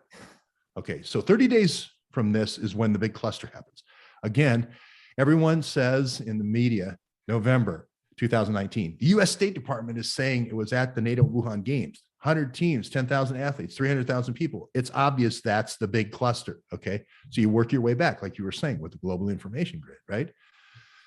On September the 11th, there's a name and there's a date that rings in infamy, right? They had a drill. It wasn't called, what did you call it? Vigilant Guardian? Vigilant. Yeah, that was the one they did on 9/11/01. They had a drill 30 days before the opening of the games. They had a drill, and they shut down the Wuhan Institute of Virology. That's interesting. They had a drill at the airport to show how you would shut down all the passengers and make sure they didn't leave the country, how you would contain the passengers so they wouldn't infect other people in the airport that wouldn't be affected. This is for coronavirus. 30 days before the big super spreader event, they have a containment drill. Bet you didn't know that, okay? On September the 11th. For the first time in history. Sorry, I'm taking you through the whole timeline. No, dude, I'm in heaven. Keep going. Okay, so the first time in history, 1 week before the opening of the games, normally for security reasons, they didn't let the athletes come into the games before the start of the games, the opening ceremonies, or the night before. This one, they open it up a week in advance. Okay, that's fine. The Olympic Village opens up a week in advance. But during the 1 week prelim, they shut down the Wuhan Institute of Virology for 4 days, turned off all the lights, sent all the staff home, and completely fumigated the Wuhan Institute of Virology the day before the opening ceremony. Now, that could be because of 2 things. 1, there was a leak. Okay. 2, they wanted to make sure that everything was fumigated and couldn't possibly be leaked to infect all these people coming to Wuhan. Either way, you don't know about it because the media suppressed it from you. But Sherry Markson in this new book, What Really Happened in Wuhan, is actually finally putting this thing out. Now let's wind the clock back 18 months when George Webb was originally reporting on this. And the story was the Chinese were saying the military athletes brought the virus to Wuhan. Okay. Official government source, it's their State Department saying they brought the virus to Wuhan. Okay, I reported that. I went through all of the athletes, all 300 athletes, a little less than 300 athletes. We had a research group of 12 people. We looked and found, is any one of these people, to see if there's any truth to the Chinese claims, does they work for the US State Department or NATO? Well, it turns out none of the Americans actually worked for the State Department. But there was a Dutch woman, okay, a Dutch soldier who worked for the State Department. I didn't think you could do that, but you can. And she also worked for the top guy, Supreme Allied Commander of NATO, immediately tying back this one person from the State Department to NATO. Well, if the Chinese are right, and the U.S. athletes brought it to Wuhan, this was the only person it could possibly be. This is the only person who could possibly be patient zero. Okay. And we had 3 other people over there where she worked at Fort Belvoir saying that these people were always vaccinated before they ever went overseas on State Department missions. So they certainly would have the antibodies for the coronavirus. Hence, when you put the jab in, you're a patient, hence patient zero. She is patient zero. Well, my God, here comes CNN. Oh my God, to even think that the breakout could have been during the Wuhan Games is nutty conspiracy theory. Oh, actually, you might want to talk to the 3 different intelligence agencies that say that. The fact that the US State Department could possibly be implicated, they knew nothing of this. Well, actually, you might want to check the 2018 cables and the 2019 cables and the 3 missions to fix the leaks and the UTMB report on fixing the leaks and the September 11th event and the event 4 days before the Wuhan Games started, because I think they probably knew about it, because it's in their cables, right? So, oh, wait a minute, then you can't single out any one athlete who just also happens to be a State Department employee connected to the top guy at NATO. That's true. But if you immediately connect that person, this is what happened, Tom. You won't believe this. I'm in heaven. Keep going. I'm fucking hanging. You won't on every believe word. this. I'm hanging on every word. This is what happened. Okay. Literally 5 minutes. We found out that this one woman, Dutch woman, on the US team from NATO and State Department, she worked for the Supreme Allied Commander. And then someone else was doing the research and found out that there was another woman by this name, named Benassi. Both of them had this last name of Benassi, that had written the blueprint for NATO and the WHO for coronavirus, Ebola, HIV, and Zika. And all the bids from all the people trying to do vaccines through the WHO all came to this one person named Virginia Benassi. Benassi@who.int was the email. I mean, right there, I said, we're going to do the story. There's only one person on the whole US team from NATO, Dutch NATO. And there's another person with the same exact last name getting all the bids. I mean, that's like George Webb is going to have a writing contest, and all the entries should go, and George is going to compete for the $1 million prize. And all the entries should go to george.webb@gmail.com. I mean, it just seemed like such an obvious insider thing.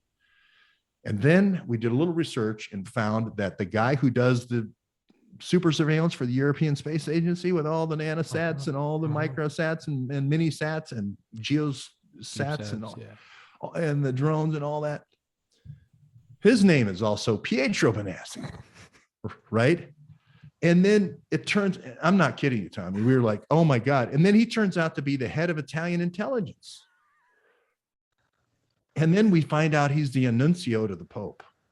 And the annuncio to the Pope is like the ambassador to the Pope, but like, that's exalted. And he was during the time of the overthrow, the Arab Spring. Oh man, there's an intelligence connection. And then we find out, oh God, when we found this out, it was like the second day. The other guy's named Giuseppe Benassi, who was running the NATO spy school at Ober Ammergau. And he is bringing in, I'm not kidding, thousands of Shen Yu dancers from China. I'm not kidding. To not one European capital. Not one European capital, not two, not three, not four, not five, to 15 European capitals. Tommy, I'm not kidding you. They have this. They have these clouds. These clouds and these fans, and they're fanning the smoke into the crowd. Oh my God. I call them the China fan dancers. You just can't. Fan. Woo fan. You can't make it up. So we had bananas coming out of our ears, like bananas coming out of our ears, right? We were laughing, with the second two NATO intel connections. We were just laughing. And then we find out that the husband of this woman also was in he's a liaison to the European Space Agency. He works for the Space Force now, but he was the Space Command at Air Force. And we also have pictures of him putting on PPE at Fort Scott, showing soldiers how to put the PPE on. And we just say, this is one of those things where here's the story of a family named Brady. Everyone, Benassi. Yeah, Benassi. Everyone was involved. Coronavirus. Dun, dun, dun, dun, dun, dun, dun. This three They became the somehow Benassi intel bunch. operatives. Benassi bunch. Bum, bum, bum, bum. It's not a hunch. Bum, bum, bum, bum. You're an all right wing crazy conspiracy theorist. Bum, bum, bum, bum. Steve Bannon. Well, we thought literally, because I had been breadcrumbed before by FBI informants, so I thought somebody's having us on.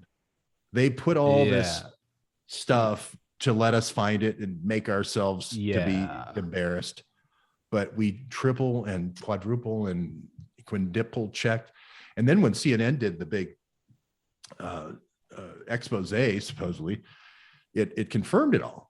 That yes, these were real people, and all these connections really did exist. So we were just like, whew, So anyway, Tommy, long story short. If you haven't been able to tell, I've been trying to get you to do a long podcast since the first time. So I'm happy that you keep going. So keep going. Okay. Well, anyway, this same thing happened 4 years before with CNN. Same reporter, Donnie O'Sullivan.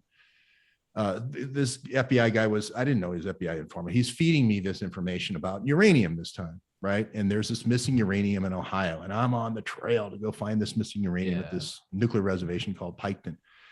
And anyway, he starts feeding me information saying, no, it's South Carolina. And I'm like, no, I'm in Ohio, damn it. No, it's on this ship. And I get the information. And I say, if it's going to be a ship, and it's going to be in a port, I have a prediction to make, pretty much quoting myself here now. It's going to be this guy named Ibrahim. He's this Pakistani terrorist who blows up ports when the gendarmerie starts, looking in the bags and stuff. He blows the port up, and now they stop looking in the bags or in the containers, the pouches, or whatever. But I knew it was being done under diplomatic immunity, this whole program. So I thought, well, maybe, but if it's going to be Ibrahim and his port is Norfolk, it's going to be the port of Norfolk. So even though I said it was the port of Norfolk, here this Donnie O'Sullivan says Charleston, what the FBI guy said. And I'm like, okay, that was 4 years ago. Kind of ruined me. Every time I come up on a show or whatever, they say, he's the Port of Charleston guy, but not too bad. Not too bad. I still keep going with my career and stuff. But then this one, he comes out of left field, like, somehow this person I was reporting about in this cabal of Benassis all being involved with NATO intel, somehow this meant I didn't want any bad things to happen to the NATO guys. I didn't want any bad things to happen to the people, the European Space Agency liaisons here in the United States. I only wanted bad things to happen to the Dutch woman, right? I only wanted bad things to happen to the Dutch State Department NATO gal. Okay. So much so that anonymous comments that were on my YouTube, I somehow am responsible for, even though they were only on there maybe an hour, and I never even saw them. But in the meantime, I give the reporter, Donnie O'Sullivan, real U.S. State Department guy named Ken Hale from Norfolk, okay, from that same Navy base where Ibrahim was, a real death threats threatening to from you or to you, yeah. Jonestown, my family, and Waco, my family, and Janet Reno, flamethrowers, and and I'm sitting there with a witness for all this. So I finally decided, okay, I'm never going to say the Benassi name again. So this is March when it comes out. I'm never saying the Benassi name again, ever. And I'm in Michigan, and it's right before the election, and we're doing setting up the studio there. We're covering the election at the Swing State Studio is what we called it, Ohio and Michigan. We're right there on the border. And I'm sitting there, and we're covering the election. I'm feeling really good. And who comes on to CNN? Matt Benassi, this European Space Agency liaison to the Pietro guy. And he starts in on George Webb again. I'm like, that's it. That's it. 5 months, I didn't say anything. I'm going back out. Let's go. We're going to fucking war. And that's when I sued him. The whole 5 months, I didn't do anything. But it was that Matt Benassi right before the election. I said, okay, I have no choice. And I based the lawsuit on the Sandman case, same sort of thing where one person just is going to see I think it was the Lincoln Memorial with a bunch of kids, and they get accosted by this native group, and it gets filmed in the confrontation. Oh yeah, the confrontation. Yeah. And then they turn it around like these white supremacist kids swarmed on these Native Americans that were quietly protesting, which is a complete 180 spin of what really happened. And he won 20 million or something. But settled out of court. But he gave me a lot of precedent, man. A lot of precedent case law about First Amendment protections. And, so, and then Dershowitz sues because they mischaracterized his Senate testimony and gave me another ton of case law that CNN too. It's not some trucking company in the 50s. This is like perfect case law. Yeah. So December the 20th is when the hearing is. I've survived. They filed a motion to dismiss. I wrote a response. They wrote a reply, which is it's the tennis match that you do at the beginning to see if it's going to go to trial. And then we're going to finally summarize all this evidence that you just heard on the 20th on a Zoom call, and we'll see if we're going to trial or not. And there's 7 other people that were smeared, so that may be class action after that. But I wanted to make sure that it survived and I'm going up against a top law firm, Sure. I mean, these guys, right here, they're sparing no expense. But it's all these Grosse Pointe lawyers. They're going to come down there with their $500 wingtips and think, oh, we're going to just roll over this guy. And I think actually I got a pretty good case, so we'll see what happens. Yeah, I mean, I wonder if you get like Rittenhouse to join you for like defamation, because he's probably going to sue, right? Yeah, probably. Yeah. Well, I don't want to be in his bucket because I think, well, first of all, I wouldn't be out in a race riot or any kind of riot or whatever. Oh, well, yeah, for sure. I mean, it's just, yeah. You're kind of looking for trouble. Yeah. Only 2 things are going to happen. You're either going to shoot somebody or somebody's going to shoot you. It's like nothing good happens after 3 a.m. It's like, why are you out at the bar? What are you guys doing? What are you, I mean, what are you doing? Trying to get fucked up? You're trying to like torch a cop car, or are you trying to cheat on your wife, or you're trying to get in nothing good's happening. Yeah. I always tell my kids, I said, don't ever, get in a fight, because you have a lot more to lose than the guy who's trying to get in a fight with you. Usually it's the Mhm. really ugly guys that want to get in fights, you know. Yeah. It's like Yeah. they Yeah. have nothing to lose. You're probably going to make them look better at the end, you know. So Break don't their get nose. them. Yeah. Yeah. Yeah. I mean, that might be like a new sort of like a, truism, like you tell your kids, it's like early bird gets the worm. Don't go out into a race riot with a gun, do unto others as you'd like to have done to you. Don't go to a race riot with a gun. It's just like a little thing your grandma knits on like a towel. Don't go to a race riot with a gun. Unless, of course, there's wide head overhead surveillance that can. Yeah. Well, and see, I noticed how they're doing a lot of courtroom drama right now. There was another case too that they dropped into the courtroom. And I think this is CNN's way of saying these are the things that are happening in the courts of America right now. So we're covering the court beat because they don't want to cover their case. Right. Yeah, it does. It does seem like, look at this, doesn't it? It's the shiny object. And it's one of those litmus test things which is going to divide people. Either he's a hero or he's the biggest horrible racist ever. Right. And it's going to be one of two camps. So both sides are dossiering themselves in social media. And it just, I say, don't take a gun to a race riot. Don't go to race riots, stay home. Yeah. Don't stay home because of coronavirus. Stay home because of race riots, and don't take an M16 or whatever he had, AR-15. Yeah. That's stupid. It's just, you're right. There's this like hyper polarization where people are like, where do you come down on the Rittenhouse thing? Well, first of all, I'm not a lawyer. But if I look at it, they say the case is about, was it self-defense? Well, in that kind of like microcosm in time, sure, it did look like self-defense, but it's okay to like, there is a third option. You don't have to go, they were protesting and they were killed by a white supremacist, or, he's an American loving patriot who was just taking out commies. It's like, there's a third option that's like, hey, none of this was good. And maybe we should try to avoid this. Maybe you shouldn't be attacked and put in a spot where you're going to defend yourself. Maybe you shouldn't roll into a race riot with an AR. Like there is a point where you can go, none of this was good. Like you don't have to black and white it, right? It's okay to go, maybe there's a little bit of a gray area. It's like someone tweeted the other day, that picture, it's like Greta Thunberg and Kyle Rittenhouse. And it's like our 17-year-old versus their 17-year-old. And it's like, are we playing Pokemon? Like, what do you mean? Here's mine, and he's going to do self-defense, and she's going to do megaphone, how dare you? And it's like, what's going on in your personal lives at home that you have to live through these avatars of these 17-year-olds battling with an AR or a megaphone? How's your home life? When's the last time you called your mom?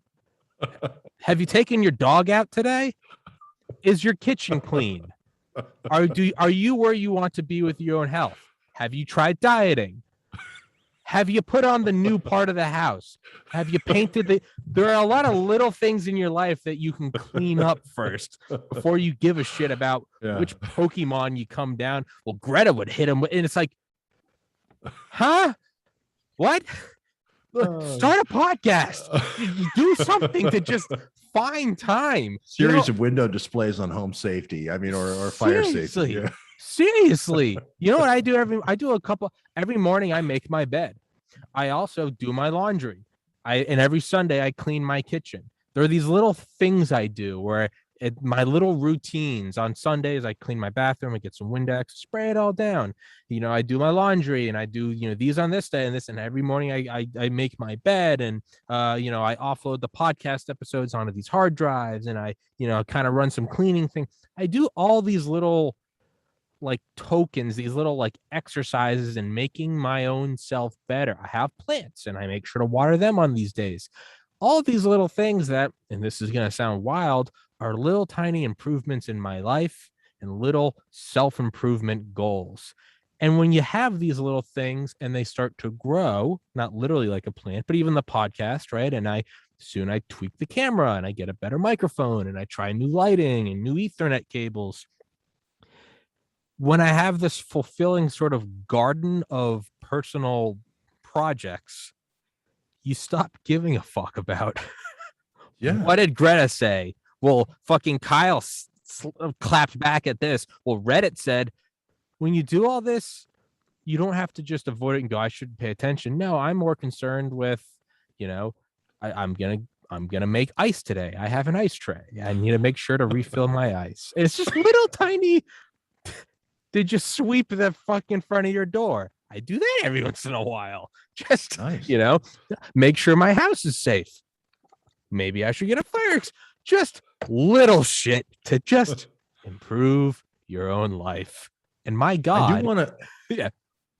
I do want to. On Tornberg, though, somebody put her face next to some Nazi figure. Oh yeah, that like young girl. Yeah, but yeah, I can't remember who it was, but anyway, it was one of the Nazis' kids, and it was shocking. I mean, I saw that too. The doppelganger. I was like, oh my God, it could be one of the Nazi grandkids. Oh my God, you're right, like Himmler's grandkid or something like that. And Merkla, and it just resembles Hitler so much. I mean, it is, dude, it's creepy. Some of them are fucking creepy. Some of them you look at and you're like Rosenstein and Himmler. Oh my goodness, God. And then what's his name? Who's the James with the CIA? Woolsey and Reinhard Gehlen. Oh yeah. Whoa. Yeah. Those similarities. But that's a fun card game. That's a fun card game. That isn't something that you want to, do on social media. I would never do that. That's maybe something a card game. Yeah. These little fun facts about how genes are passed down, as opposed to like lock and load. We're rolling a Kenosha tonight. Like, well, and I don't think he even lived in, he was from Illinois, I think. I was like, what the hell are you doing traveling to Kenosha for a race? Maybe, and this is my hot take. I don't want people fucking unsubscribing. You don't support Rittenhouse. I'm not a lawyer. I don't give a shit. It's not that I support or don't support. I'm more concerned about, I'm going to fucking go make sure my bedroom is vacuumed. I have my own little fucking gardens of self-improvement. But the point is, it does make you think though. And I love the self-improvement thing. It does make you think that he was kind of the Lee Harvey Oswald of our time, though. Lee Harvey Oswald did go on and do some operations and drop some things, like the altitude and the lat long of the U-2. You don't need a lot of information from the dupe to shoot down a U-2.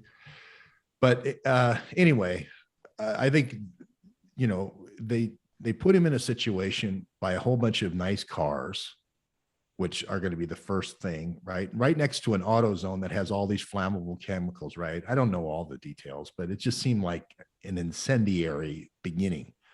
And then you put him by himself, right, with this automatic weapon, which is going to get attention. He's white as a pancake, right? So he's going to get a lot of attention from that. And then you're going to put him in a fear situation where he's completely overwhelmed by the crowd, and therefore he's only going to have one recourse, which is his weapon. It just seemed like it was set up like, now Lee, I'm going to be talking to you outside the Texas School Book Depository, and I'm going to then give you money for lunch and a Coke. And I want you to go sit on the second floor, and there's George Bush there with his hand on his hip, going, here's your money, Lee. And, you just nudge it along. I'm more of the mind now that like the conspiracies aren't necessarily that like the CIA flew the planes into the towers, but it's more so you bring it plausible deniability. You bring it right up to the edge. Yeah. You maybe shut down their surveillance system so they can come into the country, maybe make sure they're flush with money, pay the flight instructor to look. I'm more of the mindset that it's less of like, all right, Kyle, you're going to do this, but it's more so like you just make the situation, you put all the dry leaves in the newspaper next to the can of gas, and then you open up a shooting range and you're like, if a bullet goes there, a bullet goes there. But it's shooting flares, flare shooting practice. Exactly. Or next to, and you give a bunch of sparklers to 6-year-old girls, just on the 4th of July, and you just fuck it. We'll see what happens. I kind of tend to think it's more, my conspiracy about all of this is like, it is, the entire thing is to drive us and divide us so that eventually there is friction. And when the friction comes, it's not about the left or the right benefiting. It's about the state now having a reason to force through new laws, right after 9/11. It's that now we can do NSA. Now we can do, it's not just contracts, but it's also, exerting control. I tend to think that the idea of driving us, whoever wins this trial, Rittenhouse or whoever, whatever, whether it's Chauvin or George Floyd, the end goal is they're sowing dissent and division, and when that leads to more explosions of violence, it will lead to the normalization of, well, we need Gorgon stare over every city so we can find out, maybe that's what the plan is. Maybe you get Rittenhouse off the hook and you go, thank God for that.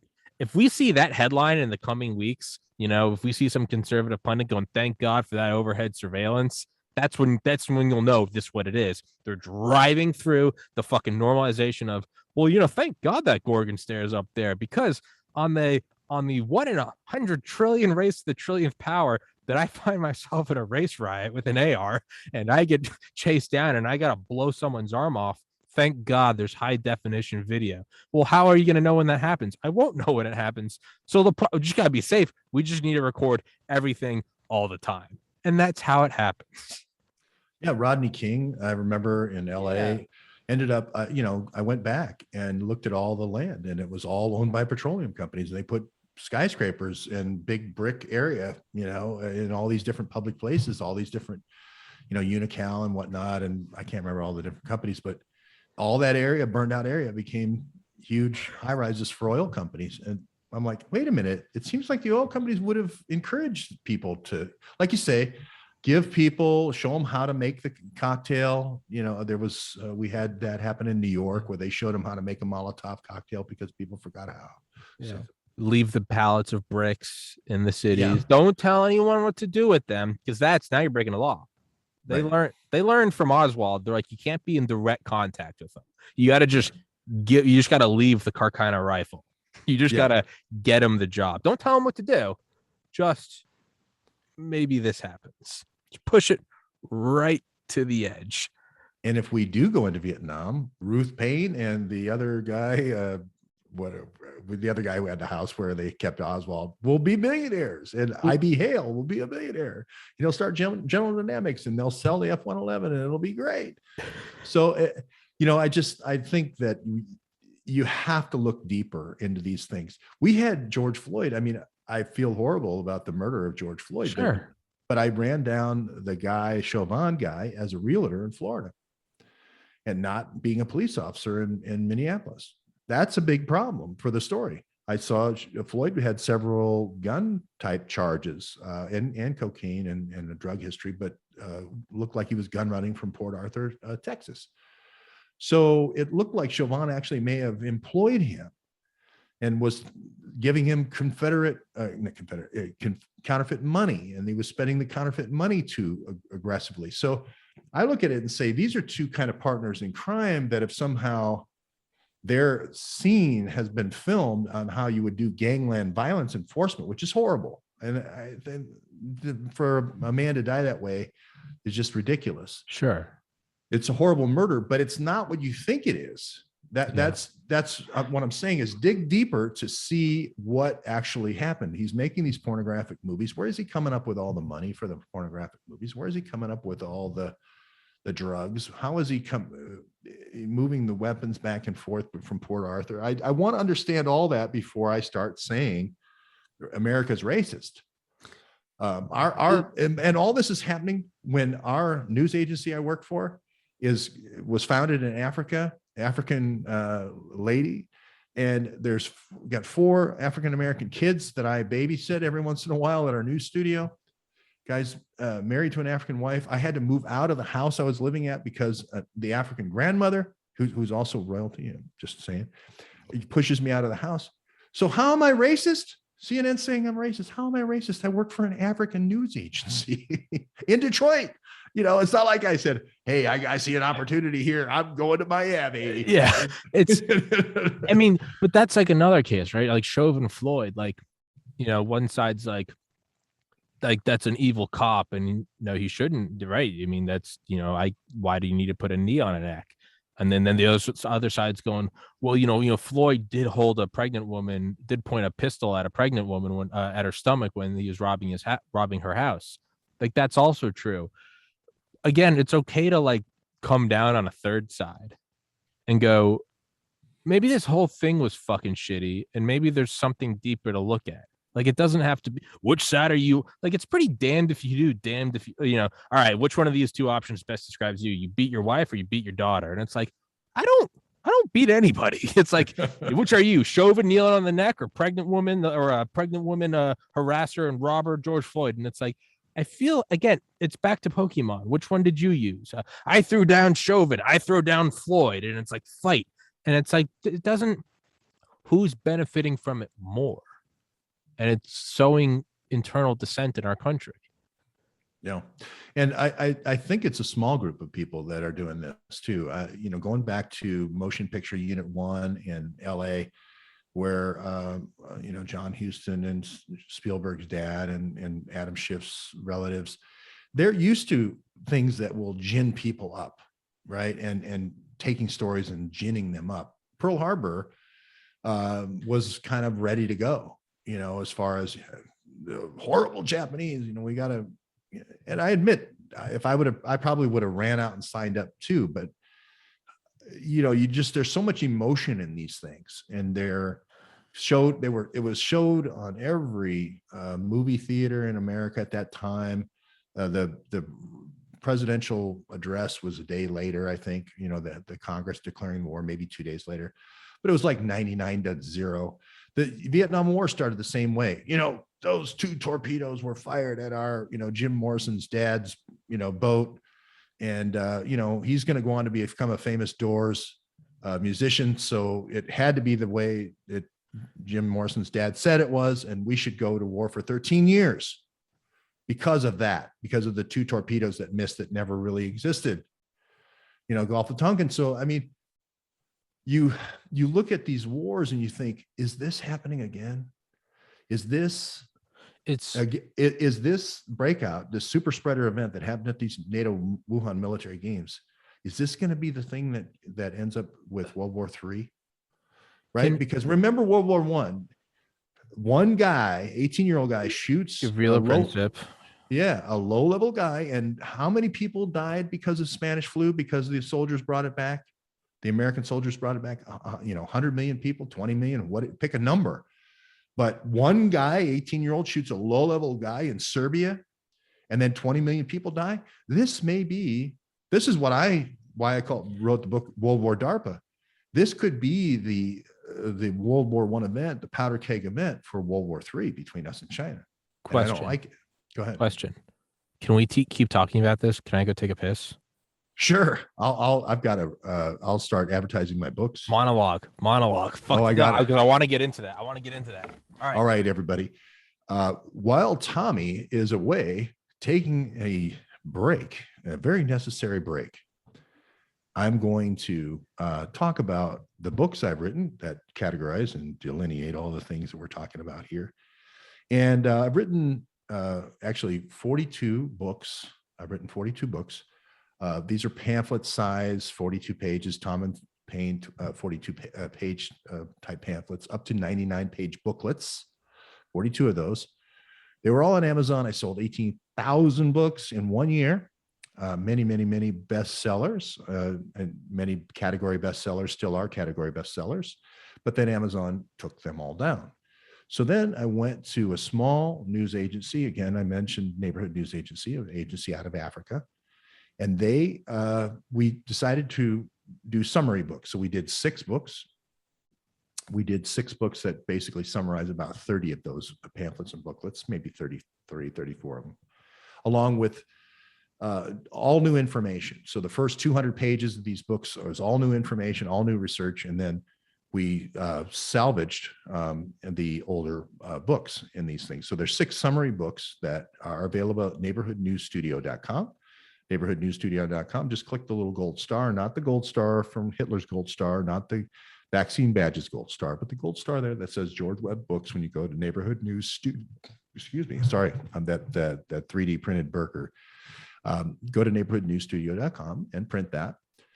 And you will be able to get our books. You can also get mugs. And we have these mugs that have the different books printed on them and different people like Klaus Schwab printed on them. Why? Well, we want you to advertise the books because it's a way of communicating the information that the books exist. And then also you can have these little clubs, little coffee and news clubs called neighborhood news clubs. And I want to welcome Tommy Carrigan back into the control seat. And we'll tell you more about the neighborhood newsstand, a new innovative way of sharing red pill type information at your place of business. But we won't talk about that right now because we have the great Tommy Carrigan coming back onto the set.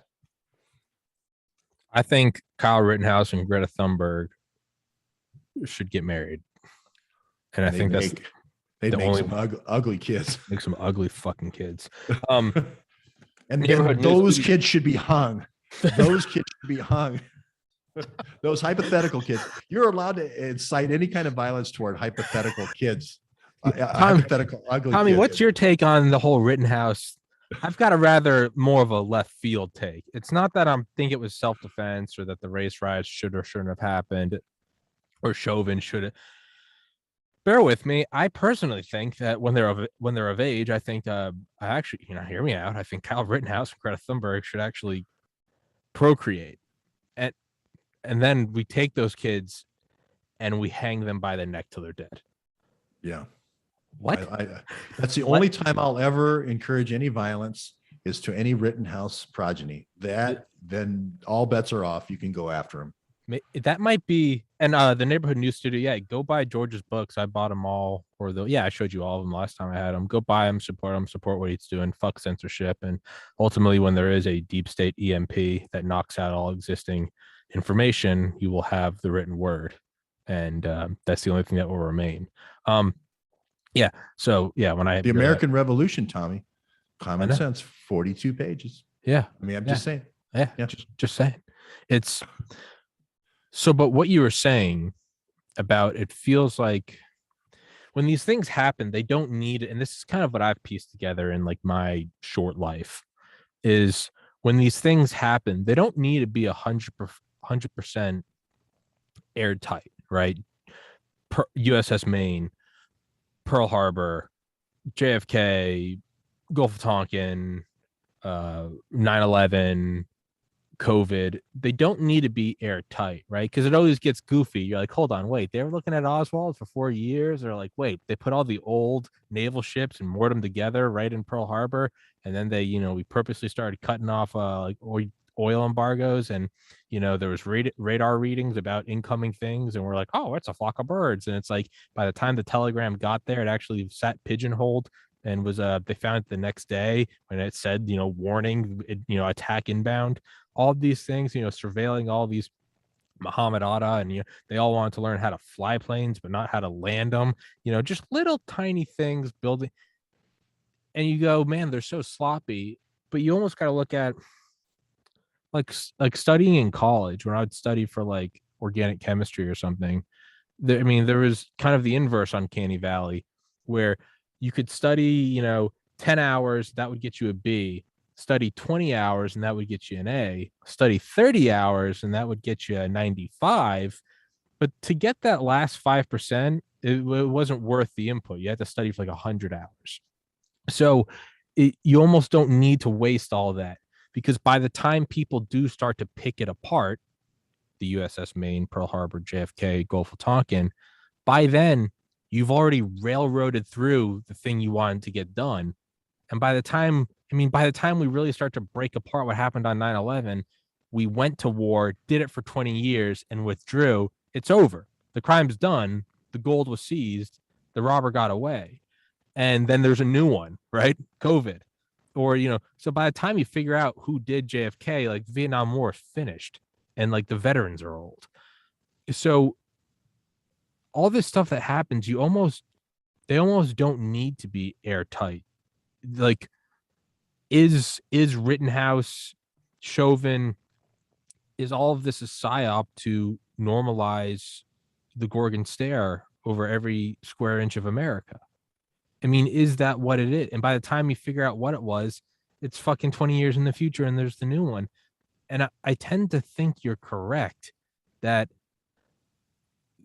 that's what COVID is. It's we're going to say we don't know what happened. And sure, like the lower level conspiracies, they're making money, but that's not even the big, the big, whatever, the big tuna, whatever the fuck the saying is, the big enchilada.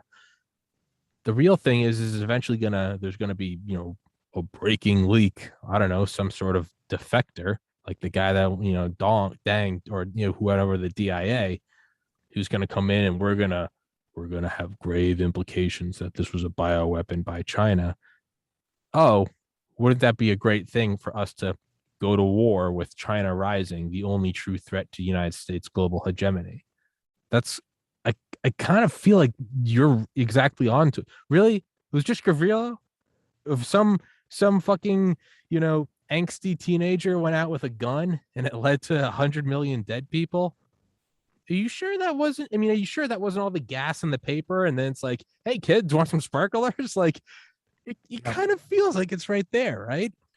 Well, the Black Hand organization that he was a part of, that they had been threatening the royalty of the Habsburgs for a long time. It's just like for 18 years. So it was kind of like we'll continually fund them, continually give them weapons, continually let them print on their printing press and so forth. And the China thing, everyone thinks China is going up against the United States, but if you look at the Belt and Road and you look at the partnerships, this is where I say get off anytime you have a flag involved or anytime you have a country involved, that's lazy journalism. Yeah. You want to get down to the person, okay, and look at the real joint ventures. If you look at the joint ventures into these different things, David Martin says follow the patents. I think you might have had him on, maybe not, but you look at the patents. There's this Green Cross, this Green Cross Pharmaceuticals that is in South Korea. It's in Japan, and 3 of the guys were Unit 731, the founders. Jesus. It's like, well, yeah, if I could leave the most horrific weapons experiments ever and then start a pharmaceutical company and then make a whole bunch of money off of releasing the virus and then coming up with the vaccines that are the same genetic code, I only have to drop a few proteins. What? Yes, I'm in this. Unless you'd have to have some sort of crazy precedent like that. Like, I don't know, I'll just throw it out there, like Nazi rocket scientists coming back to the United States so that they could build rockets against their Nazi scientist brethren building rockets for the USSR.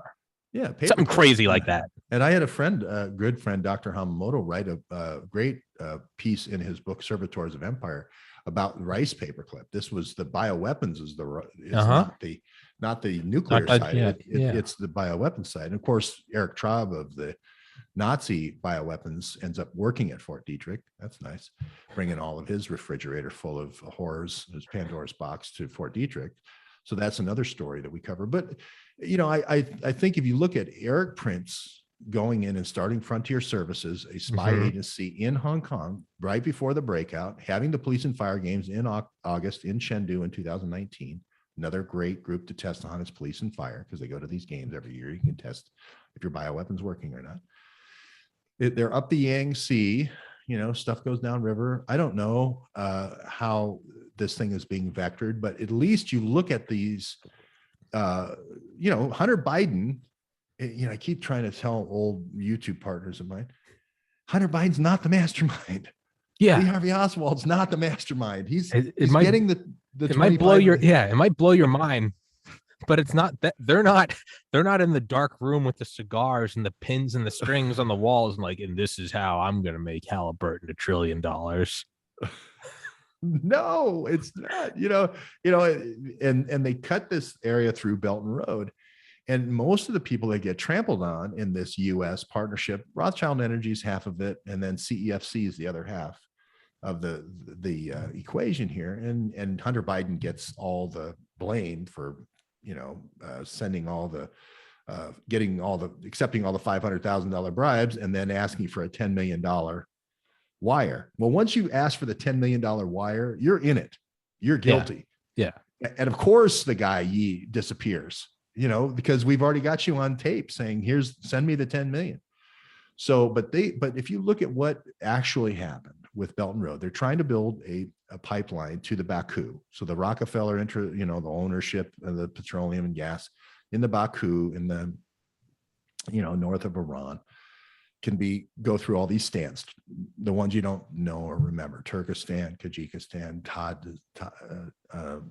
Tajikistan, yeah, all of them, Kazakhstan. All of those are the ones that people are dying and getting trampled, and the Muslims out in Western China, the Uyghurs. Now, when you add into the fact, if you're a Rockefeller guy, you're going to love this. You spray with your bioagent, not necessarily a bioweapon, but a bioagent, so people get sick, not die. The ones that come into the infirmary that don't come into the infirmary that are strong, those B cells are the real tough B cells. If you clone those B cells, you come up with something called a monoclonal antibody, and you get Jesus Christ in heaven. You get trillions. So you win no matter what. You develop the vaccines and the therapeutics for the people who get sick, and you clone the B cells of the strong that don't get affected, and you make a monoclonal antibody.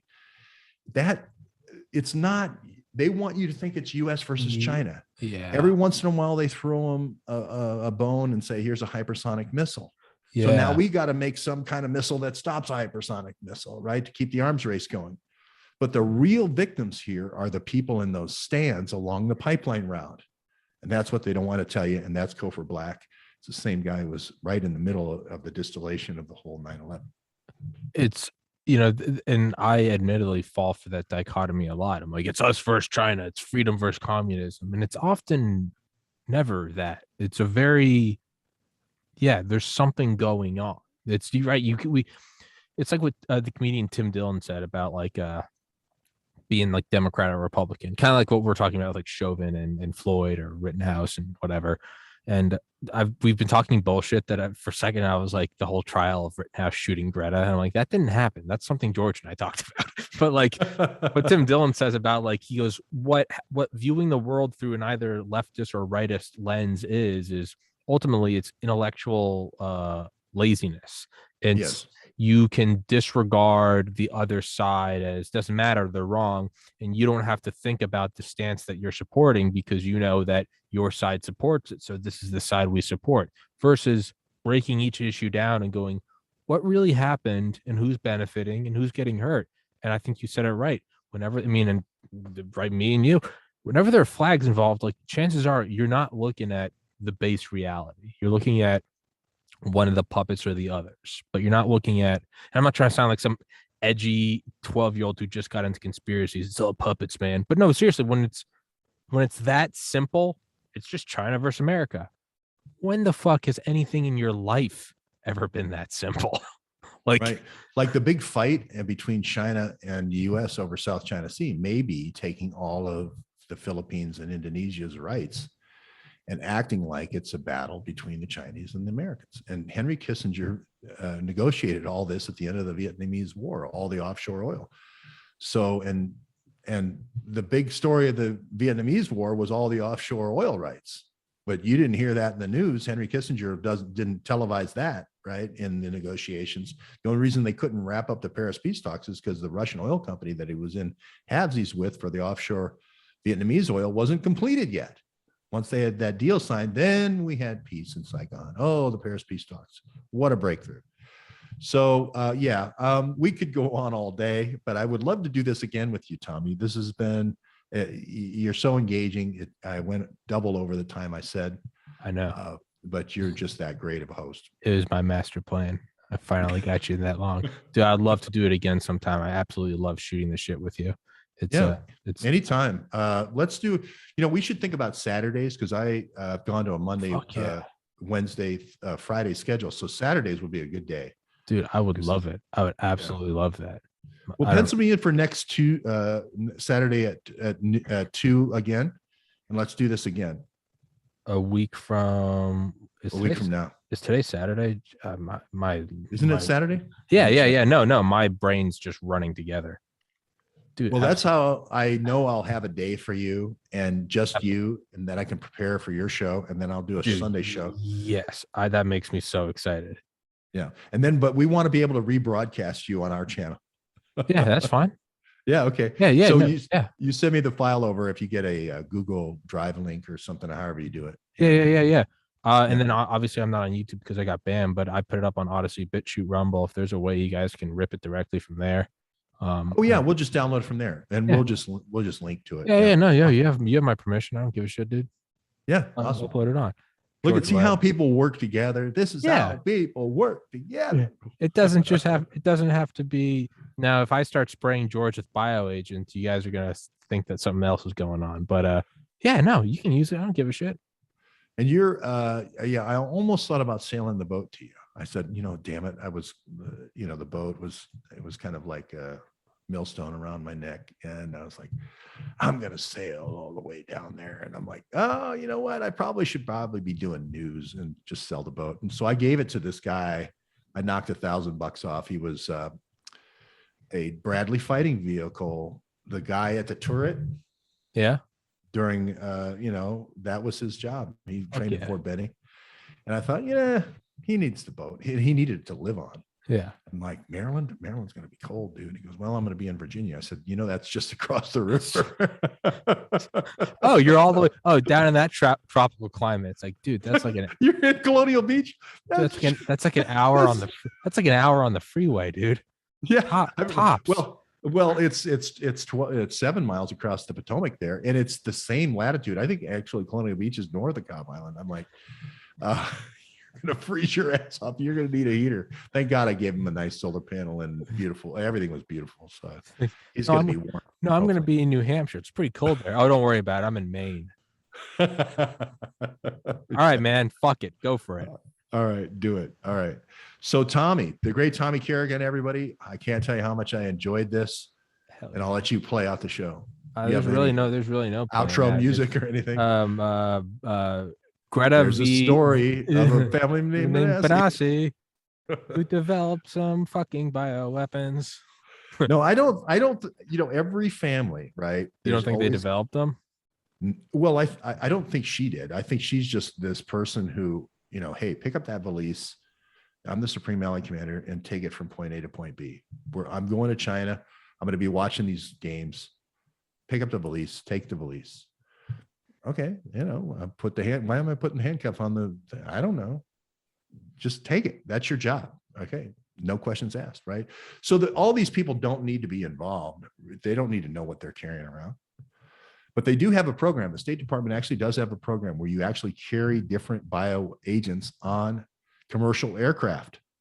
We've read this chapter and verse from State Department documents over and over. It does happen. It's happened 600 different times.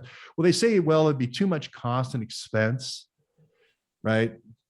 It could be that coronavirus, the one that got spread. And again, I'm not saying she knew anything about what was in any of the luggage, but it could be just a very low level common cold, just to see an experiment to see the propagation patterns. Like they almost call it a mock virus, just so that they could see the spread pattern. Could have been a whole big mock exercise that they think is very legitimate, but that other people then took the mock exercise and made it the pandemic. You see what I'm saying? Yeah, that's one thing I've thought is I guess I kind of thought of like a hybrid of that, where they released this and it was kind of like that was intended. They knew it was a mock and they knew people were going to freak out, but to them, that's how they got the most accurate and realistic real world experiences. Like the idea of like the Tic Tac flying over the Nimitz, right? The UFO, the idea that like if that was some like skunkworks technology, that's exactly what you do is you'd fly it over like an aircraft strike group, an aircraft carrier strike group. So you could see what the most, because if it's a drill, there's always going to be part of you that, even if it's a fire drill, you're never going to quite act in the same way as if there's actual like heat and smoke and the adrenaline of going, oh my God, it's a fire. So if they wanted to see how the world reacted to, and let's give them the benefit of the doubt. Let's say that, let's play devil's advocate. Maybe the powers that be, maybe Klaus Schwab, maybe they're looking out for us. Let's just say that. Maybe they wanted to see what would happen if a terrorist cell released smallpox, or what would happen if China actually did release a bioweapon to attack the free world.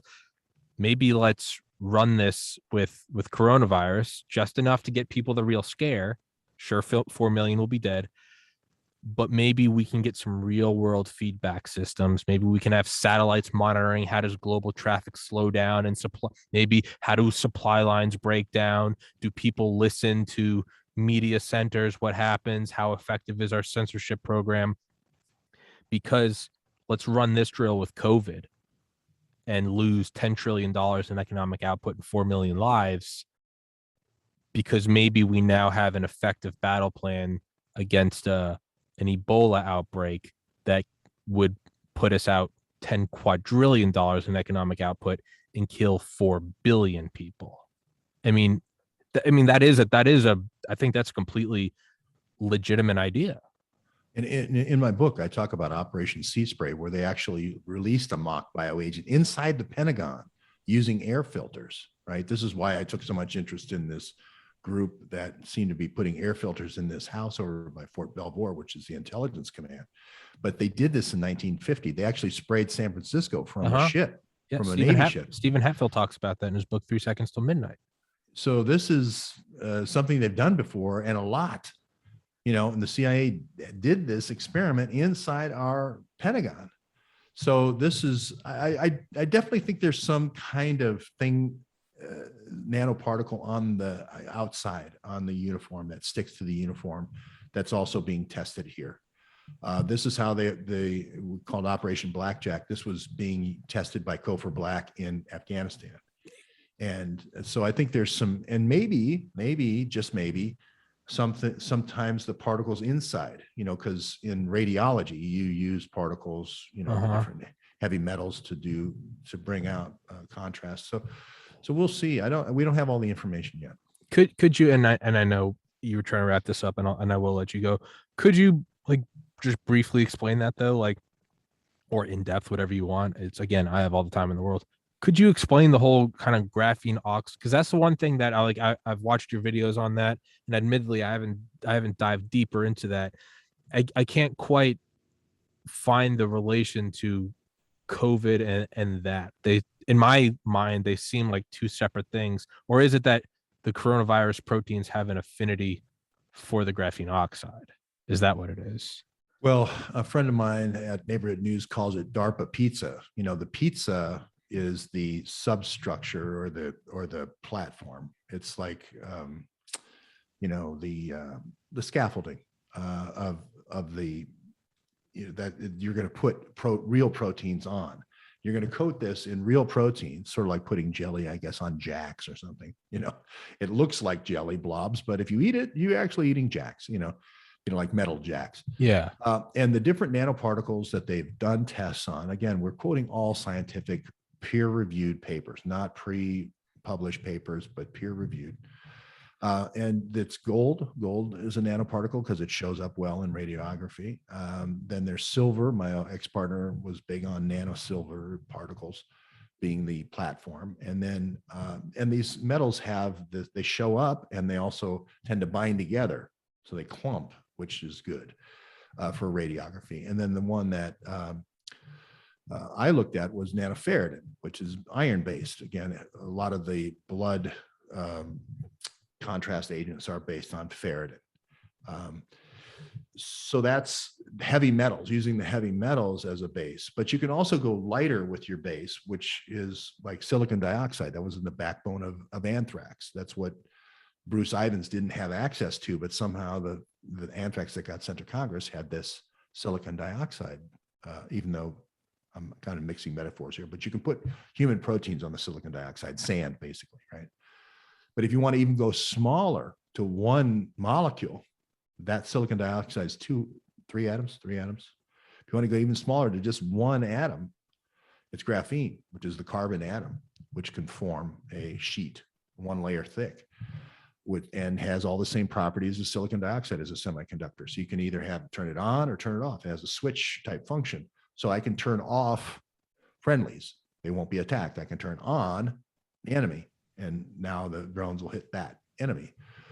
So if you can imagine a mesh forming over the terrorist's clothing, and you light it up, and there it is. And that's the terrorist I have to get with the heavier metals. And now, is that possible with the lighter backbones?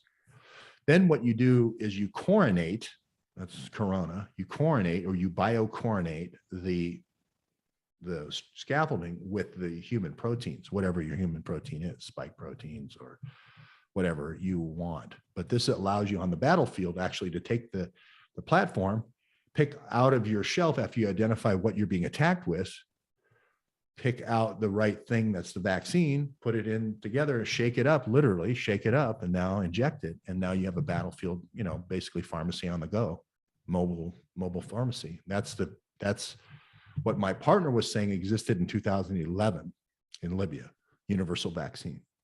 Okay. I say it doesn't exist later till 2016 with Tim Alefantis and Sanofi Aventis. But we'll find out all this in time. But you get the idea is these things are substrates, these different materials, graphene for synthetic coronaviruses, synthetic Ebola, synthetic vaccines, synthetic Zika, right? And why synthetic versus live? Well, I don't have to refrigerate synthetic. Mm-hmm. I have a way of manufacturing it like silicon chips in tremendous volumes rather than growing it. I have none of the problems associated with dealing with live stuff where it can get out of control. If I'm doing a very controlled experiment, I can spray this synthetic in an area and I know it's not going to go from person to person. There may be a little shedding from like husband to wife or boyfriend to girlfriend, but it's not going to go from person to person to person to person and infect a million people. And if you look at the actual epidemiological clusters, you see that. For instance, in Wuhan, along Metro Line 2, where all the hospitals are and so forth, at one end, you've got the Wuhan Institute of Virology. In the middle is where the Wuhan Games were. And at the other end is where Tianhe Airport is, and then supposedly the fish market. What you have is huge cluster around, this is the Mike Pompeo information, huge cluster around the games, right? But along Metro Line 2, no other clusters until you get all the way out to the airport. Okay, well, you might say, well, nobody stopped at any of the other stops. They went straight to and from the airport to the games. Okay, great. Then the third cluster, though, that's not actually on Metro Line 2 is the fish market, where there's a third cluster.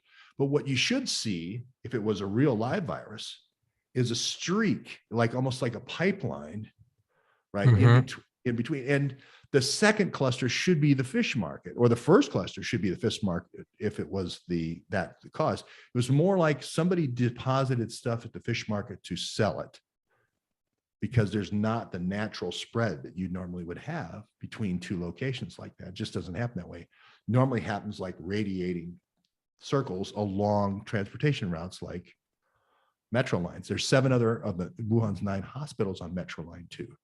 You would have expected that whole thing would have been just one big red blur. Yeah. Going back and forth. And that's not the case. The big cluster is at the Wuhan Games. And then there's another second largest cluster at the airport. And if you look at how it then spread from there, you have clusters in Italy near military bases, NATO military bases, near Milan, and near up in the northeast near Aviano, or on the eastern side, Aviano. And then you have other cities, but then other areas not affected. And then if you look at the cities, again, it's very concentrated around the airports. Well, that kind of makes sense, but you don't have that. Now they got on the bus and then all the bus lines are radiated in all directions. Yeah. Now they got on the trains and you end up with these areas, these pocket areas, like somebody was, dumped a whole bunch of synthetic and then moved on. So but you get the charts every day of all the people who died, with the Johns Hopkins chart, the death chart, and the cases chart, but you never get the epidemiological clusters. You never get the map. Yeah, you don't get the heat map. And we fought for 18 months. We finally got Mike Pompeo to talk about the first 3 clusters in Wuhan. That should be like the first thing that you would publish to get a handle for the science of the world, to get a handle. They covered it up for 18 months and still only gave us a little eyedropper of information. If you look at the original way epidemiology was used for the first time in the case of cholera, it was Dr. Snow, who was not a medical doctor, And he started with pins on a map. And pretty quickly, I think in about 3 weeks, he centered in right around this one pump, and Oh yeah, yeah. he interviewed everybody in the apartment. Do you use that pump? Yep. You use that pump? Yep. Did you use that pump? No. Anybody in your family died? No. How many died in your family that used the pump? 8. Okay. Yeah. In like 3 weeks. And this is before This was 1800s. Yeah, 1800s, before communications, telephones, telegraph, anything. This is this guy with pins walking around London on a chart and figured out cholera for the first time. Why wouldn't you take that same thing we learned 150 years ago in epidemiology and apply it to the world's biggest crisis ever? Why all of a sudden, no, we can't use those type of tools. We have to just take press releases that are 18 months later from the US State Department. Doesn't make any sense. If this really is something that's getting out of control and spreading out of control, release all the information. Same thing with the athletes' records. We know the athletes get tested to go to the NATO military Wuhan games for blood doping. We know the international agency that tests all their blood. We know that they all had blood tests before they went there. All the foreign ministers that start this whole story with me, right, in our group, why don't you publish the blood tests? All the vaping deaths, why don't you publish the blood tests? You said you didn't have a coronavirus PCR test at the time. Why don't you publish the blood tests and make the samples of the blood available, clone the blood, and let other labs around the world test the vaping deaths? Maybe this is coming about because of vaping and somebody's putting something in the vape. My partner said there was this guy named Javid who owns the Riceland hospitals, but also had all these vaping companies, CBD and e-cigarettes and all this stuff in places where U.S. soldiers were disembarking. So there's a lot of questions. And we just, again, if they were on our side, they would be publishing this information, not just publishing the total stats, the fear board, but we would actually be figuring out how to actually get to the bottom of coronavirus. So my question is so I get what you're saying with like the clusters and stuff, right? It'd be like if there was 3, I don't know, homes or something in like the woods or something, right? And you wanted to burn them all down. You'd say it was a forest fire, but the reality, people would be like, a forest fire starts in one spot, and even if, like, I don't know, a tractor caught on fire and drove, it would radiate outwards from that. But it's like finding 3 houses burned down, and then there's like a couple other. It looks like a perfect framing of something. Oh, it was a forest fire, but it was actually an attack, right? It's so what I don't get what you're saying though is how then did COVID spread to the rest of the world? Well, we looked at various human vectors, but I don't know if you know this group, Shin Chenon Chi, but there was a South Korean group that had been cultivated. The Moonies were the precursor as human vectors of biological weapons. This was a biological weapons program that was happening in the Korean War. The reason for biological weapons and Korea being ground zero is because there's 70,000 US soldiers there, and you don't want to start firing off nuclear warheads and kill all the US soldiers. So you want to have a vaccine for your troops, and you want to have a group of people that can come and go, that are coming and going, that will infect the enemy. That was the original idea before the DMZ went in, and before the big, wall, if you will, and the travel was cut off. But this is one of the key reasons I think the Korean travel was cut off, because of these plans became known. But you get the idea. You vaccinate your own people, you get a whole bunch of sick people that all are in this religious cult, that all pray together. They all have a religion to eat each other's food. They all it's like the total clustering religion where everybody has to eat their own. So anyway, they spread a lot of germs. You still have to go pray, even if you're sick. Matter of fact, they like that a lot. This super spreader called Shin Chenon Chi. Well, it turns out that Shin Chenon Chi had 200,000 members in 50 countries. Okay. In the year of coronavirus, 2019, their membership went up another 100,000. Another 100,000. Somebody's pumping money like crazy into Shin Chenon Chi. And Shin Chenon Chi had a huge, their base of operations in Daegu, South Korea. That's where the big super spread occurred in South Korea, right? That's where patient 31 is in South Korea. They had this patient 31 was driving people back and forth to the airport in Seoul. I'm assuming patient 1 through 30 are also among the group. And they had a big location in Wuhan at the airport, near the airport. I wonder, did a lot of those people go to the Wuhan games and then go back with the athletes to their respective areas and spray or put in, I don't know what they did. I don't know how they vectored it, but I would be looking at people who, if you have super spreader death cults, and these people all believe in anything goes for killing non-believers, and they're the chosen ones, right? I start with super spreader death cults. It's kind of like starting with the Manson family. If you see somebody blood, wiped all over the walls, and people saying helter skelter, murder, and Linda LaBianca's clothing is arrayed on the same street as the other murder. You kind of go, well, we're trying to figure out how somebody would spread a pandemic. Let's start with a super spreader death cult. What do you say, guys? Pretty straight ahead, George Webb. Good thinking. If you go to typical law enforcement, the first thing they'll do is there's a robbery. What do? Person of interest. Exactly. They go right to the known suspects. They say, where did it happen? The next question, because usually the criminals do it within a couple of miles of their house, right? And then they limit it down and they go, they just round up and say, hey, Frankie, what were you doing Friday night about 10 o'clock? Oh, I don't know. I wouldn't do anything. Well, somebody said they saw you over by the such and such. They try to get the guys talking.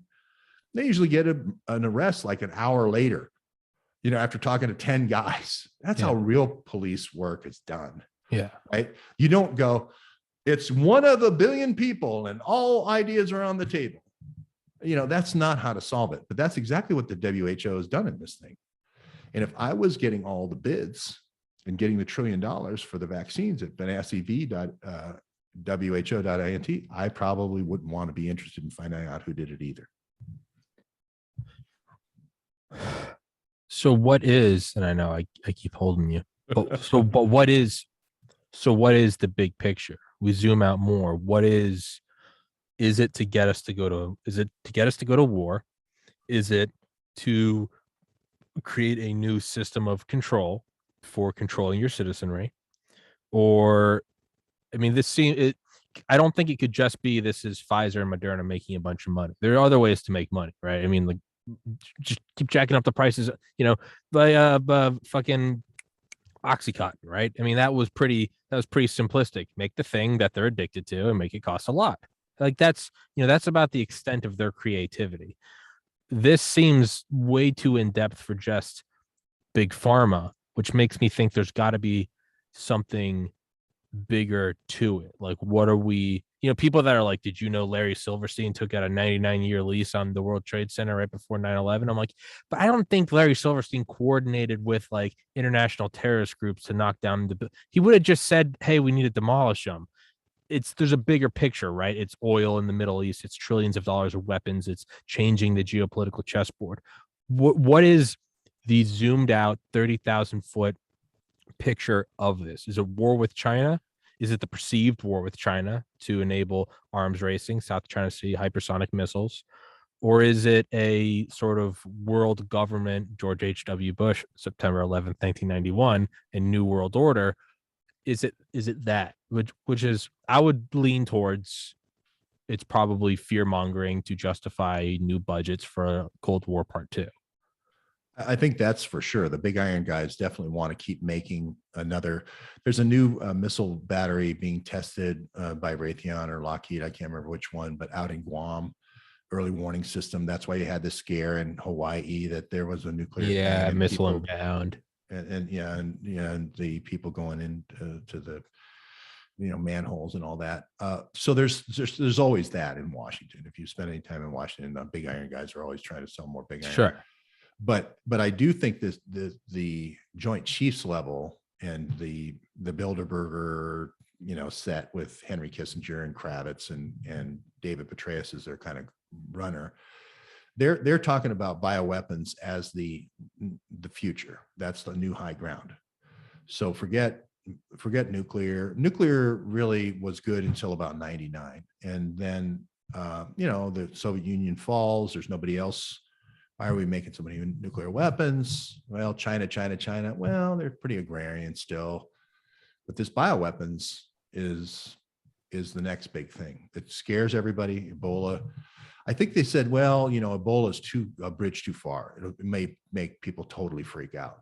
Right. Coronavirus comes from the common cold. We can probably contain the fear around coronavirus. It's really a tightrope to walk. But how much fear is the right amount to get the trillions, but not kill too many? And then I think you can recategorize a lot of people, or say they're going to die anyway. They already had other complicating conditions. So we just kind of pushed them over the edge. There's a lot of rationalizations that you can do. But I think at the end of the day, we want to be able to turn off who we want to turn off, and we want to turn on people who we want to turn on.